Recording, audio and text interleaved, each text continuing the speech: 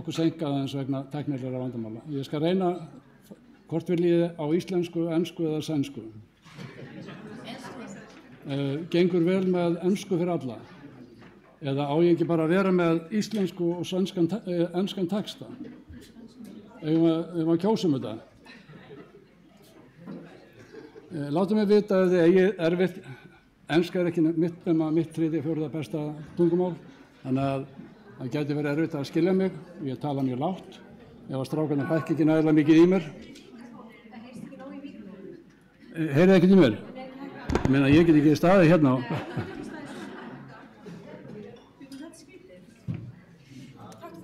Ég veit aukarlega hérna, heyrið í mér núna?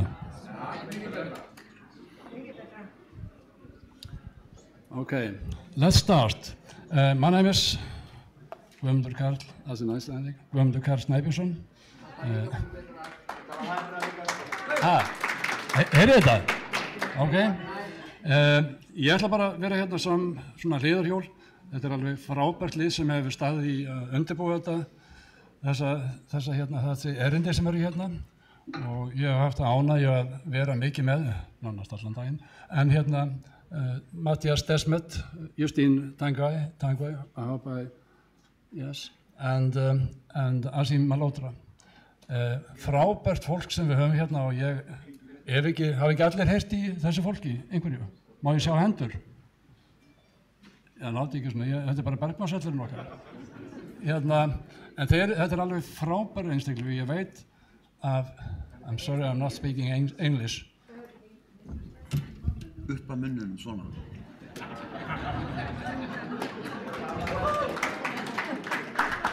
Þetta er Hebbi. He's a singer for the English speaking. He's a singer, so thank you very much, Hebbi. I've had the fantastic time with all of these who are gonna have a lecture here. Sorry about my English. But I'm just going to give you a short intro. I spoke recently with one of the singers in Iceland. Yeah, what about coming here and talk something?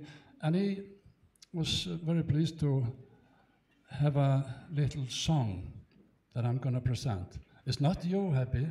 You are fantastic, I know. You have to come in later in the intermission to sing for people if you want, but we will have to wait for you. So that is a guy most Icelanders knows, everyone knows Happy. And I'm gonna start with him. It's a song with best wishes to the guests and the speakers. This is a song in Icelandic. He starts with, "He's waking up." I don't know for what, but it's awakening at least.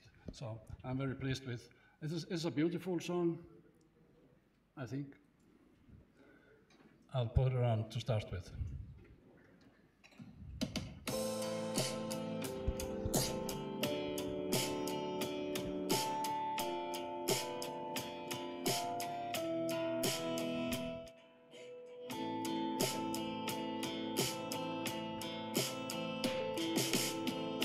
Veit ekki hvað vakti mig, Don't know what awakened me. vill liggja stund. Togar í mig tær birtan, lýsir mína lund. Þessi fallegi dagur, þessi fallegi dagur.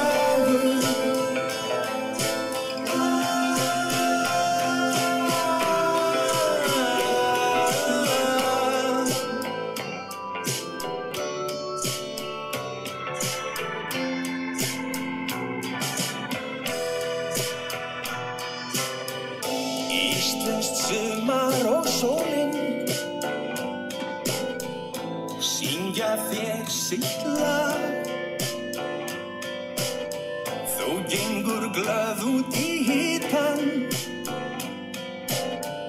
inn í draumbláan dag. Okay, that's enough, probably. You can sing, you can keep on singing. But it says, I don't know what woke me up, but it's a beautiful day. I'm going to lie a little bit. Thank you. I'm going to lie a bit longer. We're going to be in contact later on. But this was just an intro. I loved it. We had a long conversation recently. Now I'm going to turn over to a few slides, just a glimpse before the lectures come on. I'm not going to take a long time. I'm just going to... Yes, I know. Thank you. That is... you all heard about this. We live in a strange times. And that is, what I see is... yes, people are saying it in Iceland, and almost everyone. That tells me they are starting to question things, not rejecting it. So,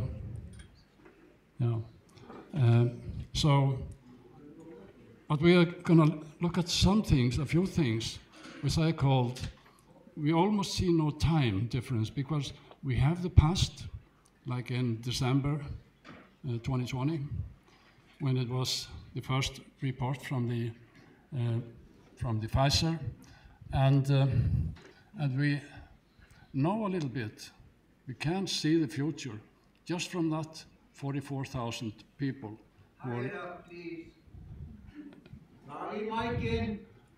Já, ég gleymi því alltaf. Skaffiði mig bara hérna almennilega mikrofón sem ég þarf ekki að vera að halda svona á eins og ís. En allavega, staðreyndin svo að, eins og við segjum á íslensku, I'm sorry about your English guys, science is settled for a long time ago. We have enough, more than enough. We have had it almost 2 years. Oh, a little bit more, in fact.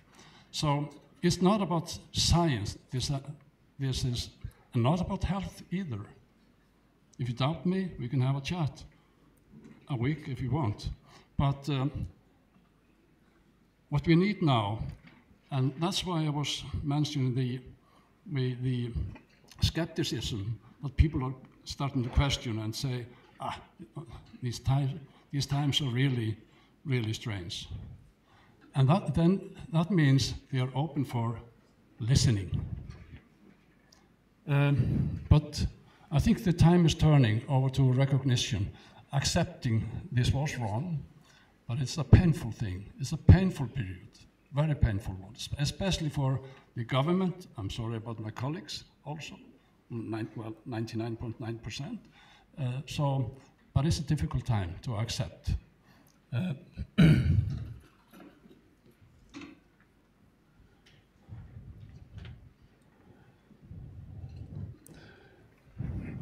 Yes. Then we have this conference is, as I see it, concentrated around the patients. I hope everyone hasn't gone sick. I knew a few of them. But I'm looking forward to hear their story, because that's really what this is all about.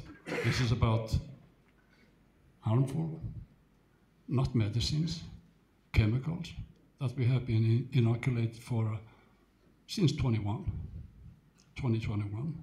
And even though the harm is shown, the science is settled, we keep on, even with pregnant women, even with children.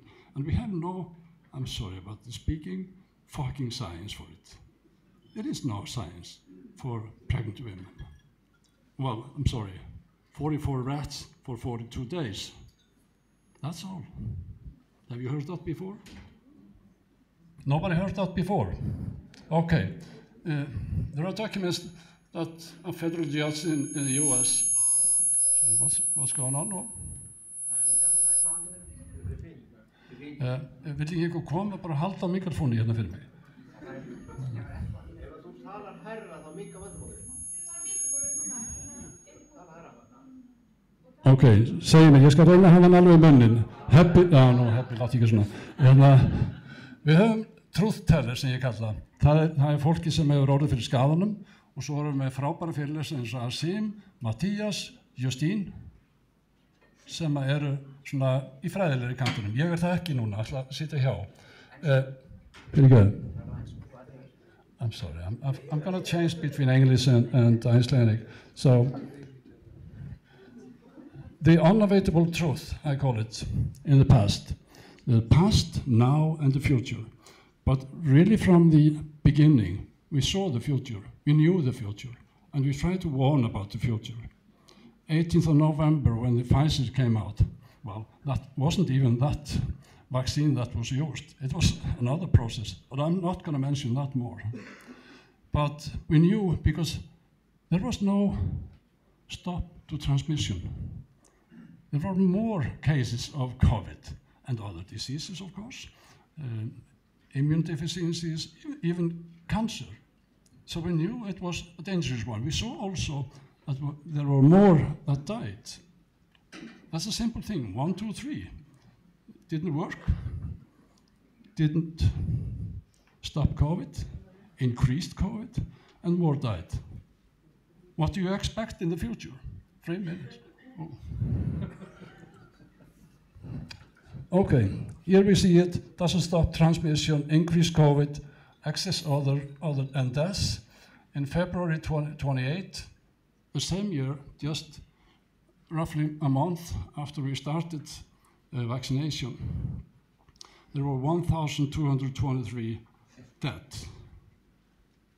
Usually we stop vaccinating people if there come up 20, 50 deaths. We didn't stop, we continue. And this was just the beginning. So we knew from the start, it's not working, increased COVID, increased death. That's a simple one. Is anyone having hard understanding of that? They did understand it, but we were supposed to, it was supposed to be hidden from us for 75 years. They tried. We started reading that after the judge decided on 6th of January 22. Well, here you have it. You must show it to them. Then we started crying over this. I'm sorry. That was the start in June 21. We see 70–80% of the deaths came in the first 7 days. That's simple. We expected that, are we others? We are all on the same boat. This is a global pandemic. Global disaster. It's not a pandemic. Was never anything to be scared of. Life expectancy. A guy called me a few weeks ago and said, in December in Iceland, there was 50%.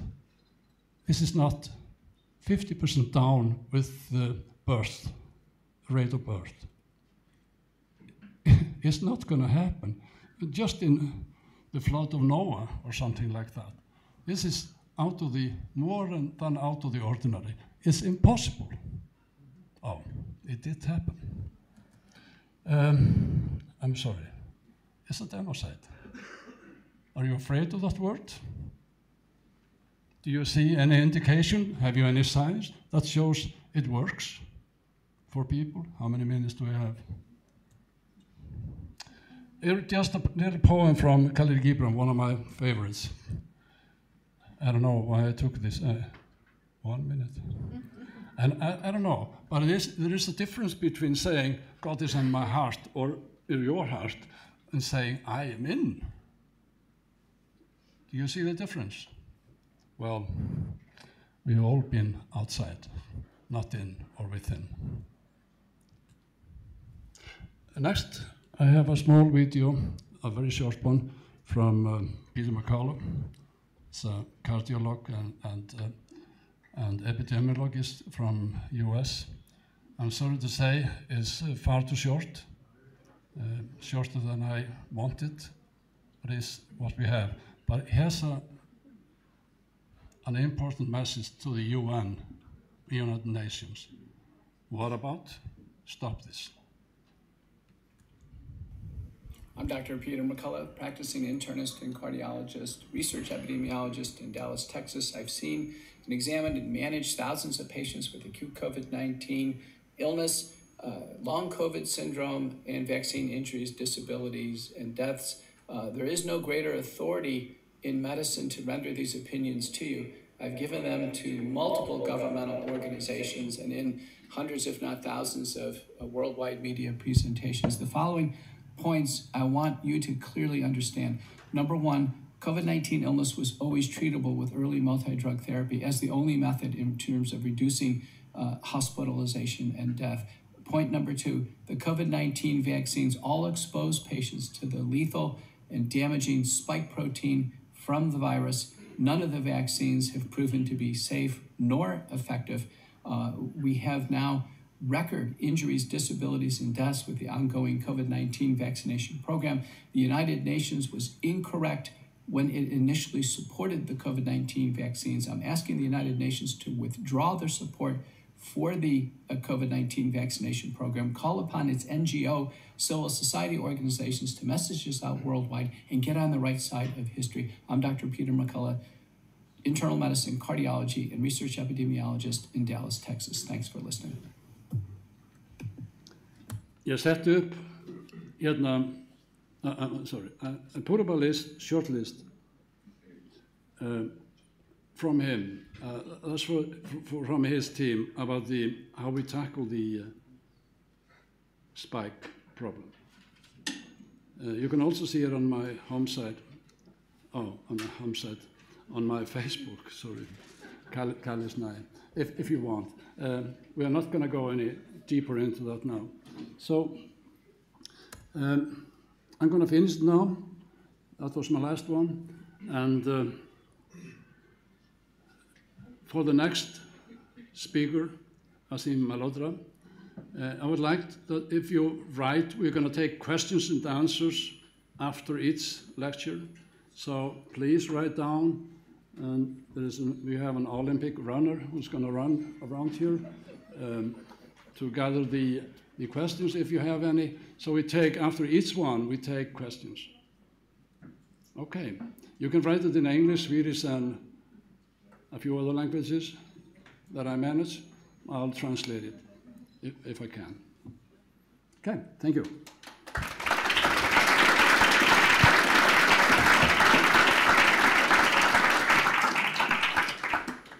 Asim, gjör så väl. Welcome.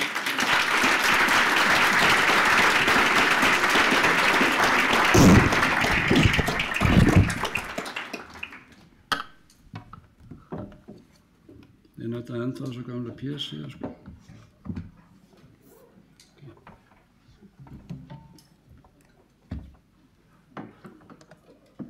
I'm sorry. You can use this one if you want. Yeah, I'll probably use that one just to resist suddenly. Yeah, hopefully not.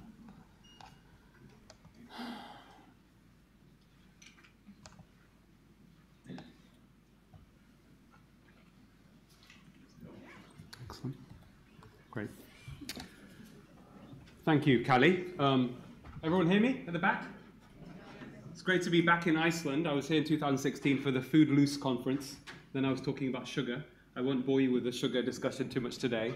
So over the next 45 minutes to an hour or so, I'm going to take you on a journey to try and make sense of how we've got to the situation we're in today. Callie alluded to the fact we've got a decrease in life expectancy. I think he's saying that we're potentially heading down in that direction. But in the Western world, it is a real issue. In America, they've lost 2 years of their life expectancy even before the pandemic. In the UK, we've had a stalling of life expectancy since 2010, and the chronic disease pandemic is only getting worse. So basically, you know, why is that, right? If you think all the amazing, great modern medicine, modern science, why are we regressing mentally and physically and socially? And I'm going to try and give you some answers to why I think that is. My late father said to me, you know, the ultimate purpose of knowledge is to reduce human suffering. That's how I've dedicated my life as a doctor over the past 20 years. But we've seen, and many of you here know this, I know that in some ways, I was talking to Callie, I said, am I going to be speaking to an echo chamber, right? But I'm sure there are many people here who are going to be hearing stuff for the first time. And I think there is definitely an emotional feeling that's very strong amongst a large minority of people, which is growing, one of anger. Okay, and that is understandable. And ancient wisdom teaches us that evil is rooted in ignorance. But what's worse than ignorance? The illusion of knowledge. And actually, as you will learn, the real barriers to the truth, because the facts are very clear. Many of you know this, right? The vaccine rollout has been terrible. A lot of people have been vaccine injured. We're still getting told it's safe and effective. The barriers to the truth are not intellectual. They are psychological. And there are two main barriers to the truth that I want to mention before I start. The one is fear. People were gripped by fear at the beginning of the pandemic. We were all, I mean, even I was in that state, not knowing what we were dealing with. And many people still are. But when you're in a state of fear, it inhibits your ability to engage in critical thinking, even the most intelligent minds. The other thing, when you're in a state of fear, it makes you more compliant. And through that state of fear, there was an exploitation by political commercial interests without even explaining the risks of COVID properly. Right? So without understanding the numbers involved, people's hopes and anxieties are exploited by political commercial interests. For example, very early on in the pandemic, half of the American population, when surveyed, thought that their risk of being hospitalized with COVID, if they caught it, was 50%, 1 in 2, when the actual figure was way less than 1% at the worst stages of the pandemic. The second psychological barrier to the truth, and this is relevant to all of medicine, not just what's happened with the vaccine, and that's what I'm going to talk about, is willful blindness. This is something we're all vulnerable to. It's a phenomenon where human beings turn a blind eye to the truth in order to feel safe, avoid conflict, reduce anxiety, and to protect prestige and fragile egos. And that can happen, that's happened throughout history. It can happen in a situation, for example, a spouse turning a blind eye to the affair of their partner. If we look at historical examples that have happened, we can think of situations like the Catholic Church and pedophilia, Hollywood and Harvey Weinstein. These are all examples of willful blindness. So to get over this willful blindness, we have to have curious minds and we have to surrender our ego, right? Because the ego is another great barrier to the truth. So a lot of people have become familiar with me more recently because of my appearance on Joe Rogan. And in fact, you know, the most interesting, or certainly the one they put out on YouTube, I think that they felt it was safest to put on YouTube, of the clip of my Joe Rogan interview was about the overprescription of statins for heart disease. I'm a cardiologist. That's my main focus over my whole career, is to understand the causes of heart disease and to offer solutions. So case studies are very interesting. I think we have to, you know, scientific discussions and debates and talking about data can be very boring. But if you humanize it, then it makes sense to people. And this is one of the most extraordinary stories or patients I've ever seen. I'm going to just give you a brief background about him, and then we'll move on. So Tony Royal was a Virgin Atlantic airline pilot. And in 2014, he suffered a heart attack. Luckily, not when he was flying. It was after he got off the plane. He had chest pain, and he got diagnosed with a heart attack, and he went for an angiogram, and they found a blockage, and he had a stent. And Tony was a bit shocked by all of this, because Tony had followed the conventional dietary advice guidelines, low-fat diet. He wasn't, you know, particularly unhealthy diet. He was a runner, doing marathons, and but he was gaining weight gradually, and then he had his heart attack. And as we do in medicine, he was prescribed a multitude of pills, a cocktail of pills, right? There was blood thinners, there was beta blocker, there was a statin drug, which actually, just so you know, statins, prior to the pandemic in 2020, before the COVID vaccine, actually were the most lucrative drug in the history of medicine. $1 trillion industry, estimated to be prescribed to 1 billion people worldwide. I suspect there are people in this audience who may be on a statin or being prescribed a statin. Okay, so he was put on all these drugs, and he was discharged in the usual medical way. Here are the pills. Go out and, you know, do some more exercise and go on a low-fat diet. He's like, well, hold on, I'm already doing that. But he went away, and he didn't feel any better. And about after a year, he started to feel very poorly. He had lack of energy. He had erectile dysfunction. He was having poor mental acuity. Now, Tony is not your typical patient. Because he had a heart attack as a pilot, he could no longer fly, even though his heart muscle pump function was good. And he went back to his previous job, which was a maths and physics teacher. And this is relevant because he has a better understanding of numbers than most people. But he started to not feel very well, and he started looking at the literature on the drugs he was taking and looking even at the benefits of the drugs properly and breaking it down. And he thought, this is not that great, but he had a feeling maybe that the statin may have been causing a problem. And he felt miserable for quite a few months, actually. I mean, his life was very quality of life limiting. So he stops his statin in February 2016, and within weeks, he literally feels like a new man again. All his symptoms disappear, just within a few weeks. So he thinks, okay, what's the side effect of the statin? Now, around that time, he was looking at alternatives for his health. He'd come across some of my work. I'd been very prominent and public around low-carb diets and sugar and all that kind of stuff. So he was looking at that, and he thought, I'm going to try this new diet. So all he did, he cut out all sugary treats, cakes, biscuits, juice, starchy carbohydrates, and increased his intake of non-starchy vegetables, meat, fish, eggs, mixed berries, etc. That's all he did. He didn't count calories. He just changed his diet. Within 3 months, he lost 3 stone in weight. His waist circumference went down from 38 inches to 30 inches, and his cholesterol profile improved massively. Okay. Now, this is the most interesting thing.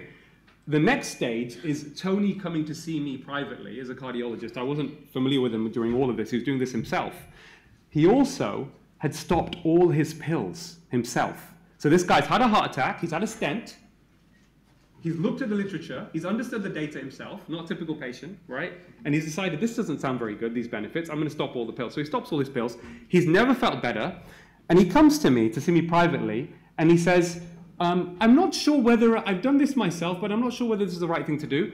I want to ask you, Dr. Malhotra, because I trust your judgment, is it okay if I undertake an Ironman contest? And I was shocked. I sat there. This guy's had a heart attack. He stopped all his pills. He's changed his lifestyle, and he's asked me to do it. And he's found. And I said, listen, I think let's have a conversation. Maybe you should take aspirin. Maybe you should go on a low-dose statin. Have a think about it. And he went away. Said, listen, no, I'd rather carry on as I am. And I said, well, I think you don't need to do an Ironman. You might be increasing your risk of a heart problem, possibly. But if you feel like you really want to do it, if that's what you want, then that's fine. We'll come back. And this was now at the end of 2016. It's almost 8 years ago. So let me come back to Tony Royal later on to see where we're at with Tony. But before we go there, this is probably the most important slide of my talk. If you understand this slide, actually you can understand most of the problems in the world today. Actually, right? This is called the evidence-based medicine triad. This is an elegant analytical framework for teaching and practicing medicine developed by Professor David Sackett, published in the British Medical Journal in 1996 about this is how we should, it's very elegant, I'll just talk you through it, how we should be practicing medicine, right? The highest level of evidence and utilizing that to make decisions for patients. And there are 3 major components. The purpose of it, right? Let's just break it down very simply. What is the purpose of doctors? To improve patient outcomes. What does that mean? Treating illness, managing risks, and relieving suffering. That sounds like a pretty good, noble thing to be focusing on. That's what I think patients would expect of their doctor, right? How do you get there? You use your individual clinical expertise. So that's your experience as a doctor, your knowledge, your clinical intuition with your experience, okay? The best available evidence on any intervention, whether it's a drug treatment, whether it's surgery, whether it's a lifestyle, okay? And last but not least, which David Sackett stresses being the most important, is taking into consideration individual patient preferences and values. It's called informed consent, right? Telling people the absolute benefits and harms of what they're going to be doing. Now, it doesn't take a rocket scientist to figure out if there is anything wrong in any of these 3 components, or all of these 3 components. At best, you will get suboptimal outcomes, and at worst, you're going to do harm to your patient. And the problem is, the major issue is, even pre-pandemic, is that evidence-based medicine has become an illusion. Evidence-based medicine has been hijacked by very powerful commercial interests. And if doctors are making clinical decisions on commercially corrupted and biased information, of course, we're not going to get best outcome from patients. And what's happened is that we have, well, the other thing that David Sackett also said, and this, people always find this very interesting, right? And this is, again, we'll talk about medicine and what medicine actually is. It's not an exact science. David Sackett said, half of what you learn in medical school was shown to be either dead wrong or out of date within 5 years of your graduation. The trouble is nobody can tell you which half. So you have to learn on your own. How many doctors are doing that, right? And this is very true. In fact, this is actually, there's evidence to suggest this is actually true when they've looked at, you know, treatment plans or drugs or whatever else. And this gets us onto another important concept, is that medicine is not an exact science. Many doctors think it is. It is not even close. Okay? Medicine is it's just as much an art. It's a science. It's a social science. It's a science of human beings. It's constantly evolving. Okay, so what we have now, we have a pandemic, I would say, of misinformed doctors and misinformed and unwittingly harmed patients, based upon a number of factors. Biased funding of research funded because it's likely to be profitable, not beneficial for patients. Biased reporting in medical journals. Biased patient pamphlets, biased reporting in the media, that's a big one, I'll comment on that later. Commercial conflicts of interest, defensive medicine, and last but not least, medical curricula that fail to teach doctors how to understand and then communicate health statistics. Now, somebody who I describe as a Stephen Hawking of medicine is Professor John Ioannidis in the University of Stanford. The reason I call him Stephen Hawking of medicine, he's the most cited medical researcher in the world. He's very high scientific integrity. He's a mathematical genius. He wrote a paper in 2006 in PLOS ONE, which was the most cited medical journal article, and it was entitled "Why Most Published Research Findings Are False." Okay. So what does he talk about? He says in this paper, which is written, called "How to Survive the Medical Misinformation Mess," he says 20 to 50%. Can you still hear me at the back? Yeah. Oh, yeah. No, they hear you through the other one. Oh, okay. Still hear me there? Yeah. You were hearing me before, though, right? Okay, good. Maybe you need a hearing check, man. Anyway, so is there a doctor in the house? Can maybe So what he says. Excuse me. Ah. It's just when you move back, then your voice goes down. Ah. Oh, okay. On your side is lower, but when you're close to Behavioral therapy. Okay. So I should stay. The best Okay. power is where you're standing now. Okay. I'll stay relatively still. Okay. I just feel a bit bad because there are people over there. I want to just get, you know. But anyway, I'll stay over here. Okay. Thank you. Thank you. So what John Ioannidis has said is that this is quite shocking, but this is the situation that we're in. 20 to 50% of all healthcare activity in the United States brings no benefit to the patient because of overuse of medications, underuse of simpler, safer options, avoidable adverse events, waste, and missed opportunities to give the right patient the right treatment at the right time. That's a shocking number. And the United States spends over $4 trillion in healthcare. Think about that. Almost 50% of that is completely wasteful or harmful. So why is this? The question is why. So he makes a point in this paper. Much published research is not reliable. Much published medical research in the highest impact medical journals is not reliable, offers no benefit to patients, or is not useful to decision makers. Now, don't expect that your doctor knows this. The reason this system perpetuates itself is most healthcare professionals are not aware of this problem, right? Medical knowledge is under commercial control, but most doctors don't know that. They then lack the necessary skills, partly because of our training, okay, to evaluate the reliability and usefulness of actual medical evidence published. And last but not least, patients and families, right, lack the relevant, accurate medical evidence and skill guidance at the time of medical decision making. And one of the other things he says when it comes to medical research, how can you know what's reliable and what's not? He says, the greater the financial and other interests and prejudices in the scientific field, the less likely the research findings are to be true.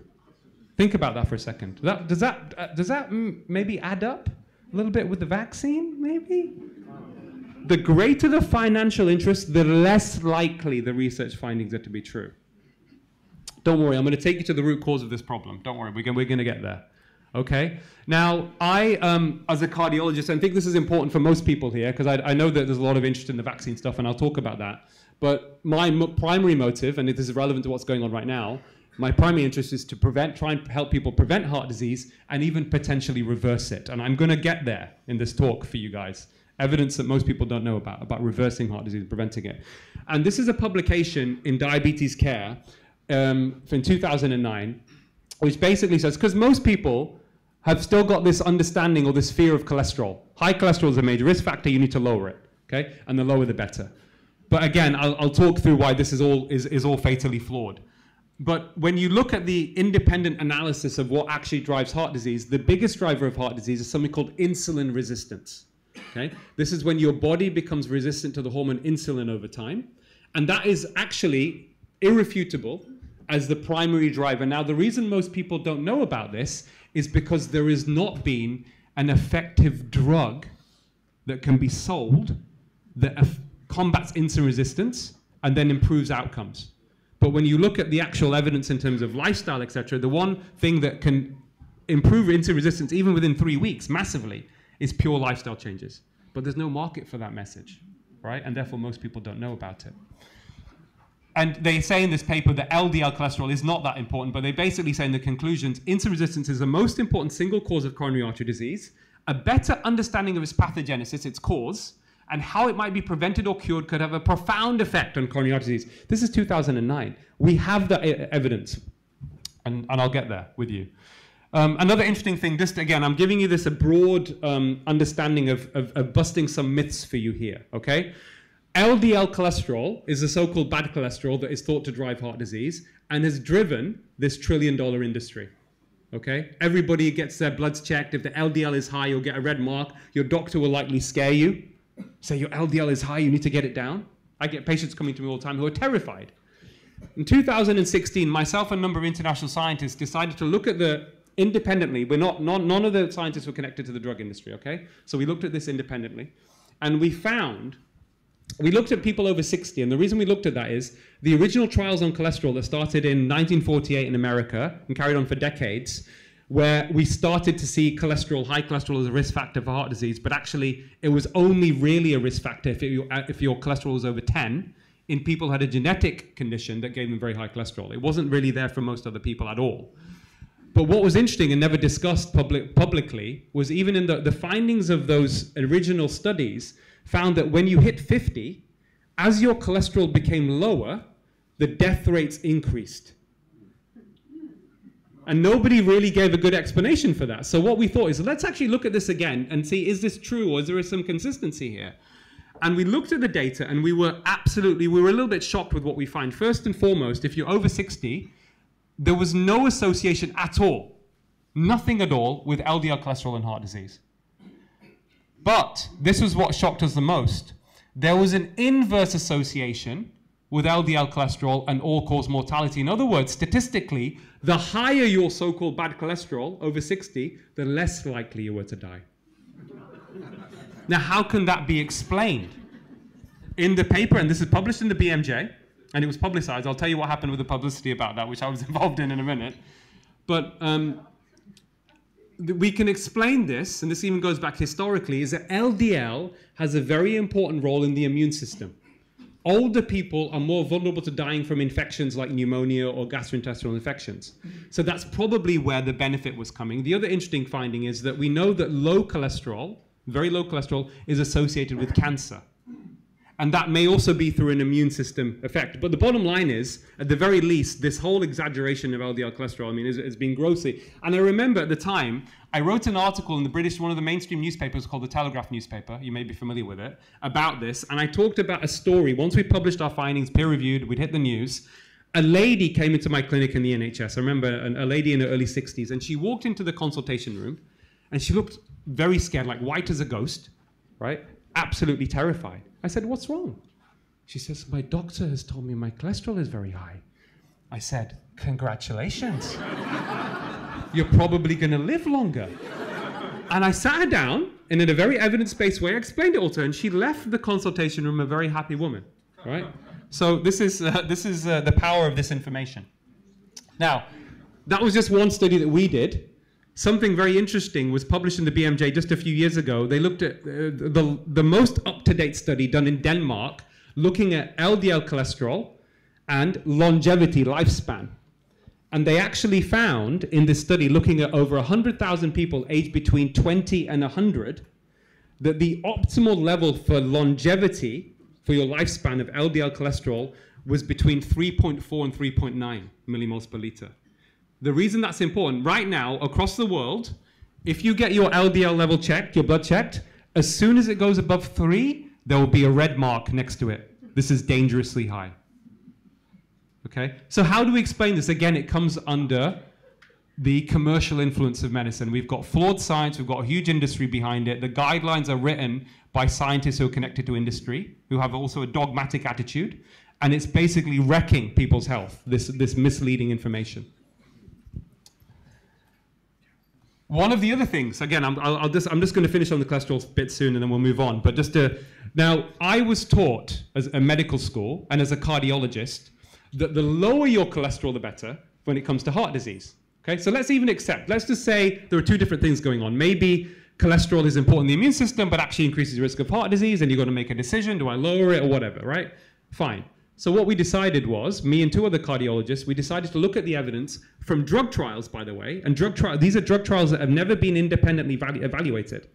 So these are still drug industry trials looking at lowering of cholesterol. We were told always that as you lower the cholesterol, there's a linear relationship. As it gets lower, less heart attacks, less strokes, right? That was a dogma. And we looked at this evidence, and is this true? And we found there was no evidence for this, as in there was no correlation. This is also nonsense. So this has been a mantra that's been, again, pushed probably by people who got things wrong. It was flawed science. They didn't evolve. They didn't listen to David Sackett, for example, right? And anyway, and then we've continued down that track. Now, misleading health statistics. This is actually really important. Now, there's a little bit of maths here. It's a busy slide, so I'm just going to explain it to you in a simple way, as I do for my patients, all right? But actually, this is really crucial. Understanding numbers in a very basic way when it comes to making decisions about your health. So there are different ways of presenting a benefit of a drug. We can use something called relative risk or something called absolute risk reduction, also known as the numbers needed to treat. If you just use relative risk, it can lead doctors and lay people to overestimate the benefit of a medical intervention. So for example, if you look at the highest level of evidence in medicine is called a randomized trial. Okay, this is where you try and look for, you take basically almost clones of people, right? Two groups. In one, you give them the dummy pill. In the other group, you give them the actual drug. You follow them up and see, does it prevent heart attack, strokes, or death, or whatever. So if you look at the data on people with type 2 diabetes, and you give them atorvastatin, a cholesterol-lowering drug, and you follow them up for 4 years, the relative risk reduction of stroke was 48%. So let's imagine a patient comes in to see me, maybe one of you guys, and you're not sure, you're diabetic, and you're like, should I take a statin, doc? And I say to you, if you take this drug, you're 48% less likely to have a stroke in the next 4 years. Sounds quite impressive, right? Maybe you think, oh, I'm going to take the... What does it actually mean? What does that 48% less likely mean? So when you look at the data from the trial, if there were 28 in 1,000 people over 4 years who were taking the dummy pill, who had a stroke, you compare that to the people taking the statin, all right, and you follow them up for 4 years, and the 28 gets reduced to 15. That means you've treated 1,000 people and prevented 13 strokes. The relative risk reduction is 13 over 28 times 100, so it's 48% less likely. Yeah, does that make sense? Are you following me? But what does it actually mean? What's the most important number you need to know? Is actually the benefit is 13 in 1,000, so that's 1.3%. So the absolute benefit for you is 1.3%, which is also something called the numbers needed to treat, which means 1.3% is 1 in 77. So that 48% relative risk reduction actually, in real terms, in honest terms, should be communicated to the patient. So this is what I do in my consultations. The patient comes in, I say, based upon this published literature, which has never been independently verified, so likely best case scenario, there is a 1 in 77 chance if you take this pill religiously for the next 4 years that it will prevent you having a stroke. 1 in 77. Doesn't sound that great, does it? Now, this is what Tony Royal was able to understand when he started looking in the literature, and he was a statistician. And he basically said to me, this is bullshit, pardon my language. Really? They didn't, this is a problem in medical training, it's a problem in communication. But you can understand, if doctors were practicing this across the board, it's going to hit the drug companies very hard, because a lot of people are going to not take pills based upon those statistics, based upon patient preferences and values. Evidence-based medicine triad, right? This is the ethical way to practice medicine. That would massively hit the drug industry. So any exposure of this, of course, is something they're going to try and stop. Okay, I'll move on. I know we're short of time, so I won't go through everything. But now, don't just take my word for it. Who's this Asim Malhotra, this maverick?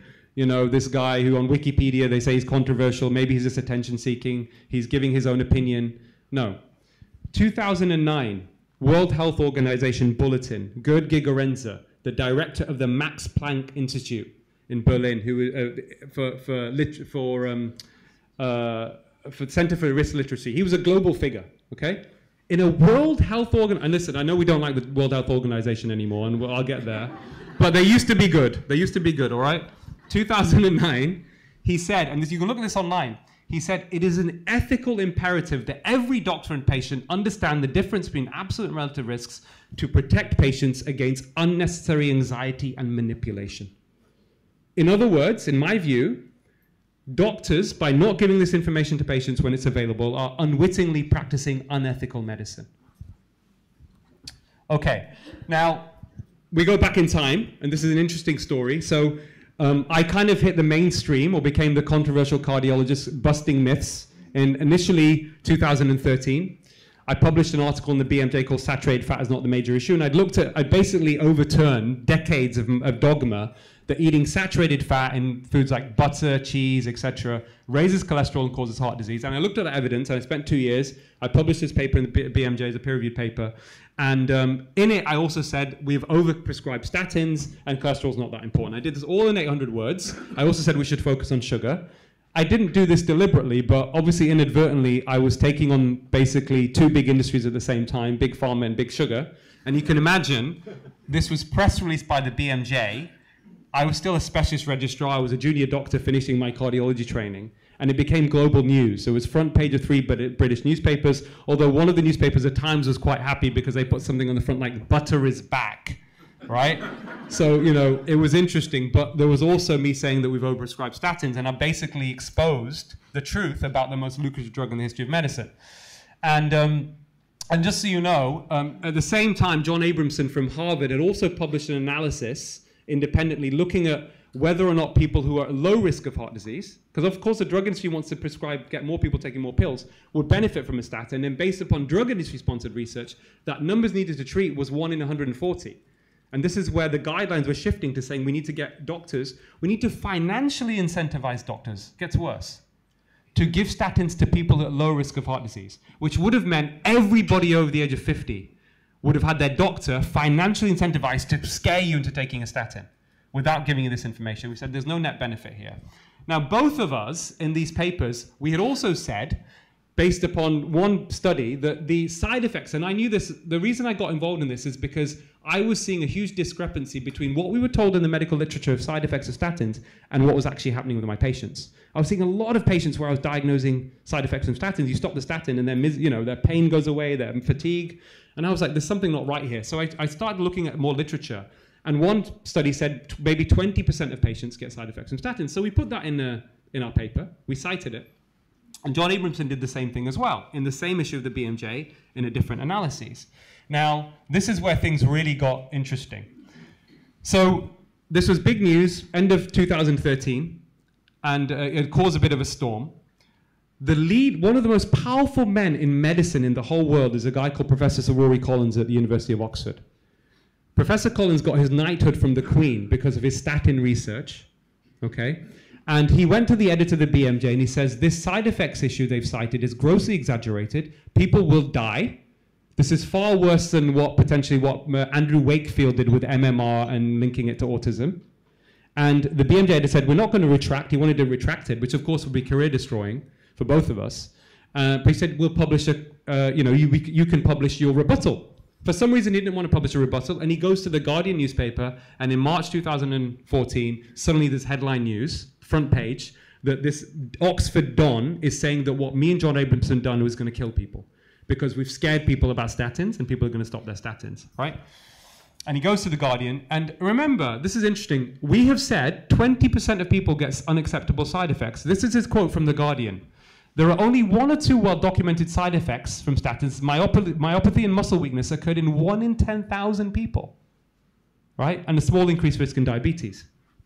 Now, what wasn't mentioned in the Guardian article is Professor Collins heads a department in Oxford that has received more than £200 million from drug companies that manufacture statins.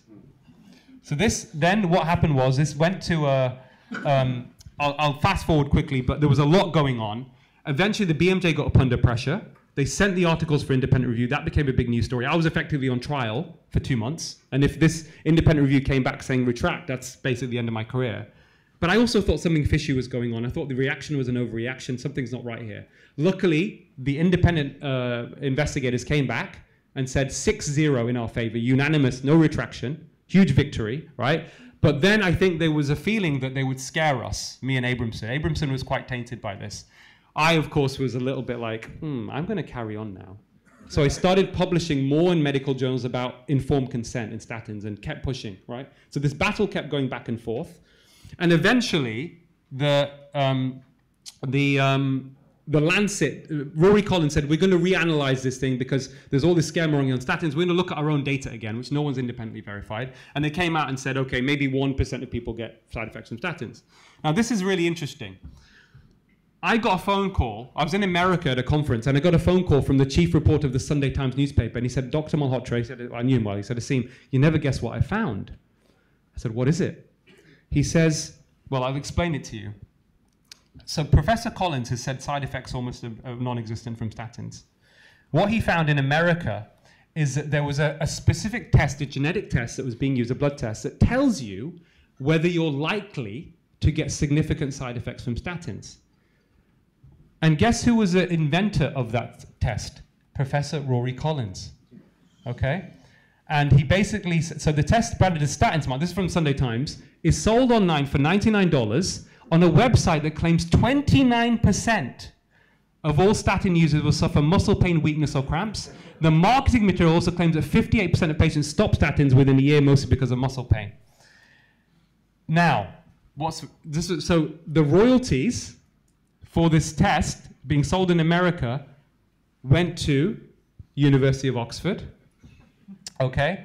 And Collins came out, they asked him to comment, and Collins suddenly said, oh, this is misleading. This is wrong. They shouldn't be doing this, right? So this is his answer.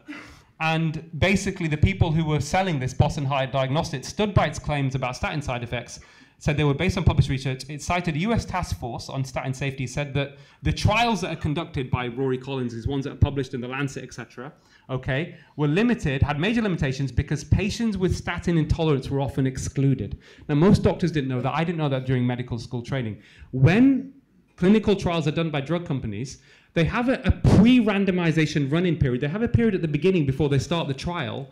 And what was happening is people who got side effects early on were taken out before the trial started and not reported in the results.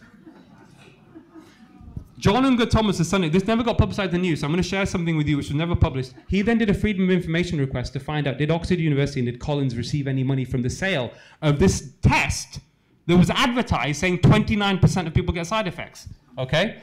And actually they found that Oxford University received over £300,000 and Professor Collins' department got over £126,000. Now, of course, it's small in comparison to the 200 million they probably received from the pharma companies in promoting of statins, but it's a bit odd, isn't it?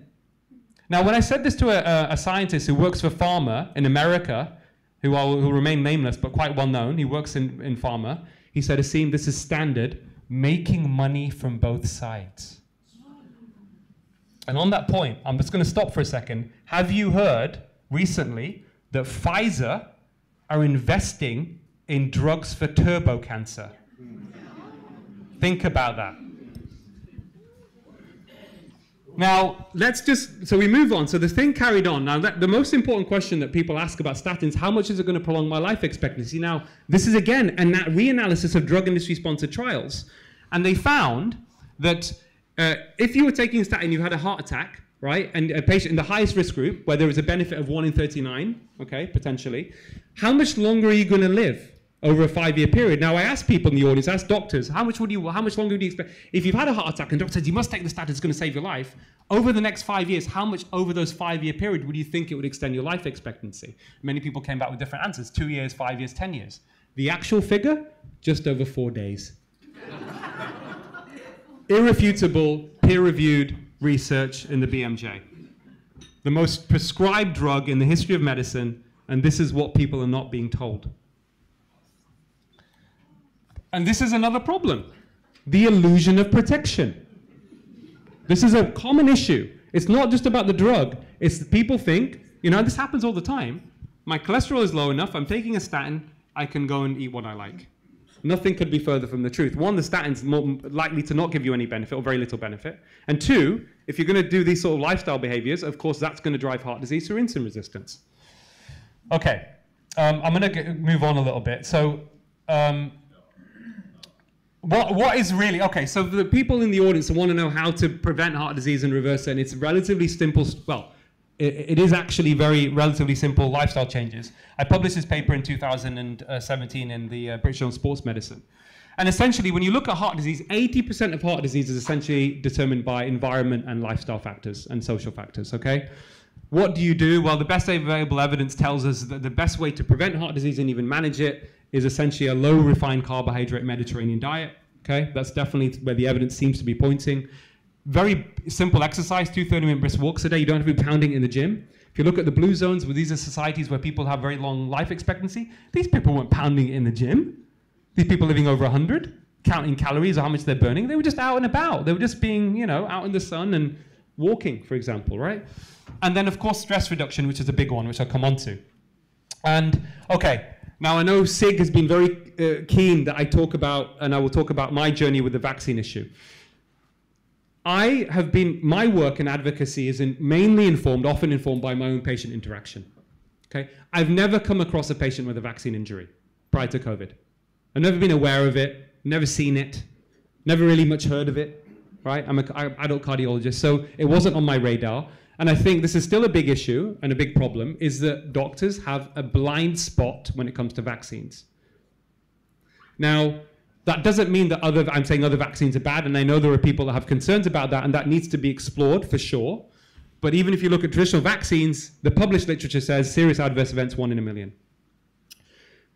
January 2021, I'm one of the first people to take 2 doses of the Pfizer vaccine.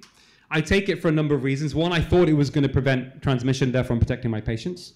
2, there was a bit of emotional blackmail involved, I'll be honest. My father, who is a retired GP and vice president of the British Medical Association, was quite worried about me because he'd lost his wife, my mum. He'd lost his first child.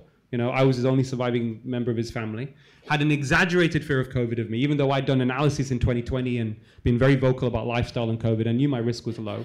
And there was a bit of a kind of, he was very keen. So to some respect, I took the vaccine, I'll be honest with you, to appease him. We even had a row at the vaccine center because I didn't feel right after the first dose. And I didn't want to take the second one, and he started literally shouting at me at the vaccine center, and I said, okay, fine, I'm just going to have it, right? So there was all of that, but I didn't really think there was going to be any major issue. I thought it was maybe these minor symptoms I had. I had a friend I had a lot of people who are well-known celebrities and politicians and that kind of thing that come to me for advice, and one of them's a film director called Gurinder Chadha. She did a movie that you may be familiar with called Bend It Like Beckham. I don't know if it was familiar, if you know that. So she contacted me and she was worried about the vaccine. I said, Gurinder, to be honest, I'm not sure about the efficacy right now, but I don't think there's any significant harm. So she publicized that, and then I was on Good Morning Britain. And I was on Good Morning Britain, and I didn't wave my finger and saying, oh my God, you silly anti-vaxxers or blah, blah, blah.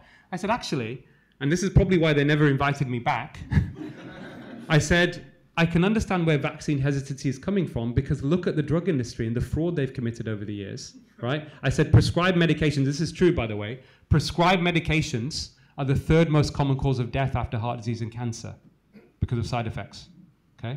This has been established in the BMJ prior to the pandemic. But I said, as far as I'm concerned, of all the things we do in medicine, I still believe this to be true, prior to COVID vaccine, by the way, vaccines are the safest. There are a lot of other drugs we prescribe that have much more harm than vaccines, right?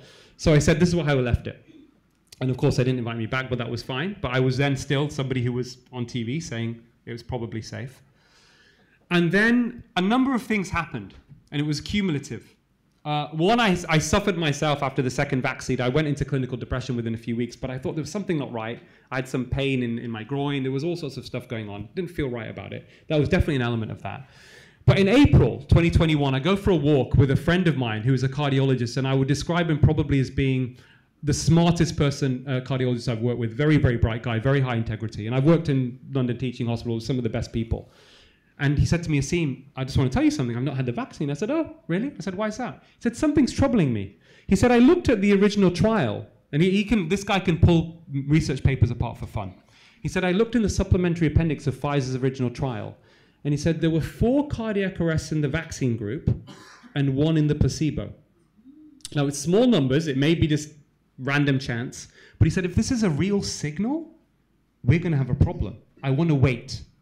I said, okay. I think a lot of it. I just lodged it in my brain somewhere. January the 21st, I'll never forget this day, 2021. It was a hot summer's day. Me and my father were very, very close. He lived in Manchester where I grew up. I was in London. We talked to each other 5 or 6 times a day about anything and everything. There's a soccer match going on. He's a Liverpool fan. I'm playing Man United. There's a goal. There's whatever. We'll call each other. Did you see? No, it's like that. That was our relationship. He called me up and he said, Asim, I've got chest discomfort. Now, just again, a bit of a background. Both me and my father, terrible hypochondriacs. Okay? We're the worst patients. If I had some issue, I got a bump or a rash or something like that, I think the worst thing, I'd call him, he'd reassure me. He'd call me for all sorts of stuff. There's nothing here. The most important thing in medicine as a doctor, your most important tool is history. Right? That means the conversation. 80% if you're a good doctor, 80% of your diagnosis will come from the conversation if you listen to the patient. And he said he had chest discomfort and it sounded cardiac. He said, I've got central heaviness going to my arms. I've had it for 45 minutes. I said, it wasn't in a lot of pain, but it was about 6 out of 10. I said, Dad, you need to call an ambulance. And I said, and he said, no, no, I'll call the neighbors. I said, what are the neighbors going to do? I said, you need an ECG. I said, I don't want to scare him. I said, it's probably going to be fine, but you need an ECG. And then if that's fine, which hopefully it will be, you'll probably be admitted and get blood tests. So he said, okay. So he calls the neighbors in the meantime. He hasn't called the ambulance. I go for a shower, getting ready to go up to Manchester. I thought, he's going to be admitted anyway, so I'll go and be with him. I come out of the shower. I call back. 10 minutes later, no answer. I keep calling. No answer. Now I'm getting worried. One of his neighbors, who's a doctor, had come around to see him with her husband, who's also a doctor. She answers the phone and she's hysterical. She said, Asim, your dad's had a cardiac arrest. We're doing CPR on him. I went into tried to remain calm, go into cardiology mode. I've led cardiac arrest teams. This is an area of stuff I've worked on, I've published on. I know this stuff inside out about the survival rates. I said, what happened? He said, well, we walked into his flat. My husband's called the ambulance. He was just sitting on the couch, and then he suddenly keeled over. I said, listen. She was getting very anxious. Said, he's very lucky.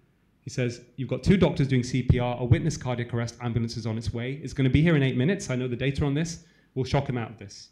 We wait. Ambulance, 10 minutes comes, not there. 20 minutes, not there. 30 minutes, they turn up. They turn up. I FaceTime. I know what's coming here. They attach the monitor on him. It's a flat line. There's nothing shockable. He's gone. Of course, this was awful for me, and we were still mourning the loss of my mum when this happened, and I'm like, Jesus, and I live alone. And but the first thing to me is I need to find out why this has happened. Why is there a delay in the ambulance? I was also shocked by the fact that he had a cardiac arrest, but we'll get there. So I did an investigation. I got a whistleblower from the Department of Health who was a nurse who knew my dad. My dad was very loved. He was a very well-known doctor. He was considered the most prolific campaigner for the NHS in the last 3 decades, prolific writer, got an OB from the Queen, all that kind of stuff. And she called and she was crying. And she said, I loved your dad so much. He was so amazing and blah, blah, blah. And I've got to tell you something, Asim. She was a deputy chief nurse, by the way, of NHS England. She said the Department of Health and the government for the last 2 months have known throughout the whole country ambulances are not making cardiac arrest calls on time or heart attacks when people are dying, to the extent that her own husband had come home from playing football 2 weeks earlier with chest pain. She didn't even, this is a deputy chief nurse, she didn't even dial for the emergency services. She put him in the car, drove down the motorway to the hospital, and they found he had a heart attack, and they operated on him. And that was upsetting, because if we'd known this, we wouldn't have called an ambulance. We would have got him to the local hospital quickly, and he may have still had a cardiac arrest, but he would have been shocked out of it, and he'd be alive today. So I was obviously upset about that. So I did an investigation. I published on it, and it became a big BBC News headline about ambulance delays, and I was a whistleblower. And just again, I'm going to mention something about culture here. Before I did this, I contacted a professor of cardiology in London, somebody I trust, one of the good guys, and I said, Prof, this is what's happening in the NHS. I'm going to expose this and write about it. And you know what he wrote back to me? I wouldn't do that if I were you, Asim. You're only going to make yourself enemies. I said, Prof, what about a duty to patients and the public? No reply. There's a cultural problem in medicine here, okay, which is relevant. Then I organized a post-mortem. And at the time, the findings did not make sense. My dad was a very fit 73-year-old. We'd go walking all the time. He was an athlete. You know, when he was young, he got to medical school because of cricket, and he played badminton. Very, very fit guy. Didn't make sense. 2 of his major arteries had critical severe blockages in them. There was no actual heart attack. It was thought there was a reduction in blood supply, and it triggered an arrhythmia. So I was like, this doesn't make sense. This is my area of expertise, my area of interest. I understand how heart disease progresses, etc.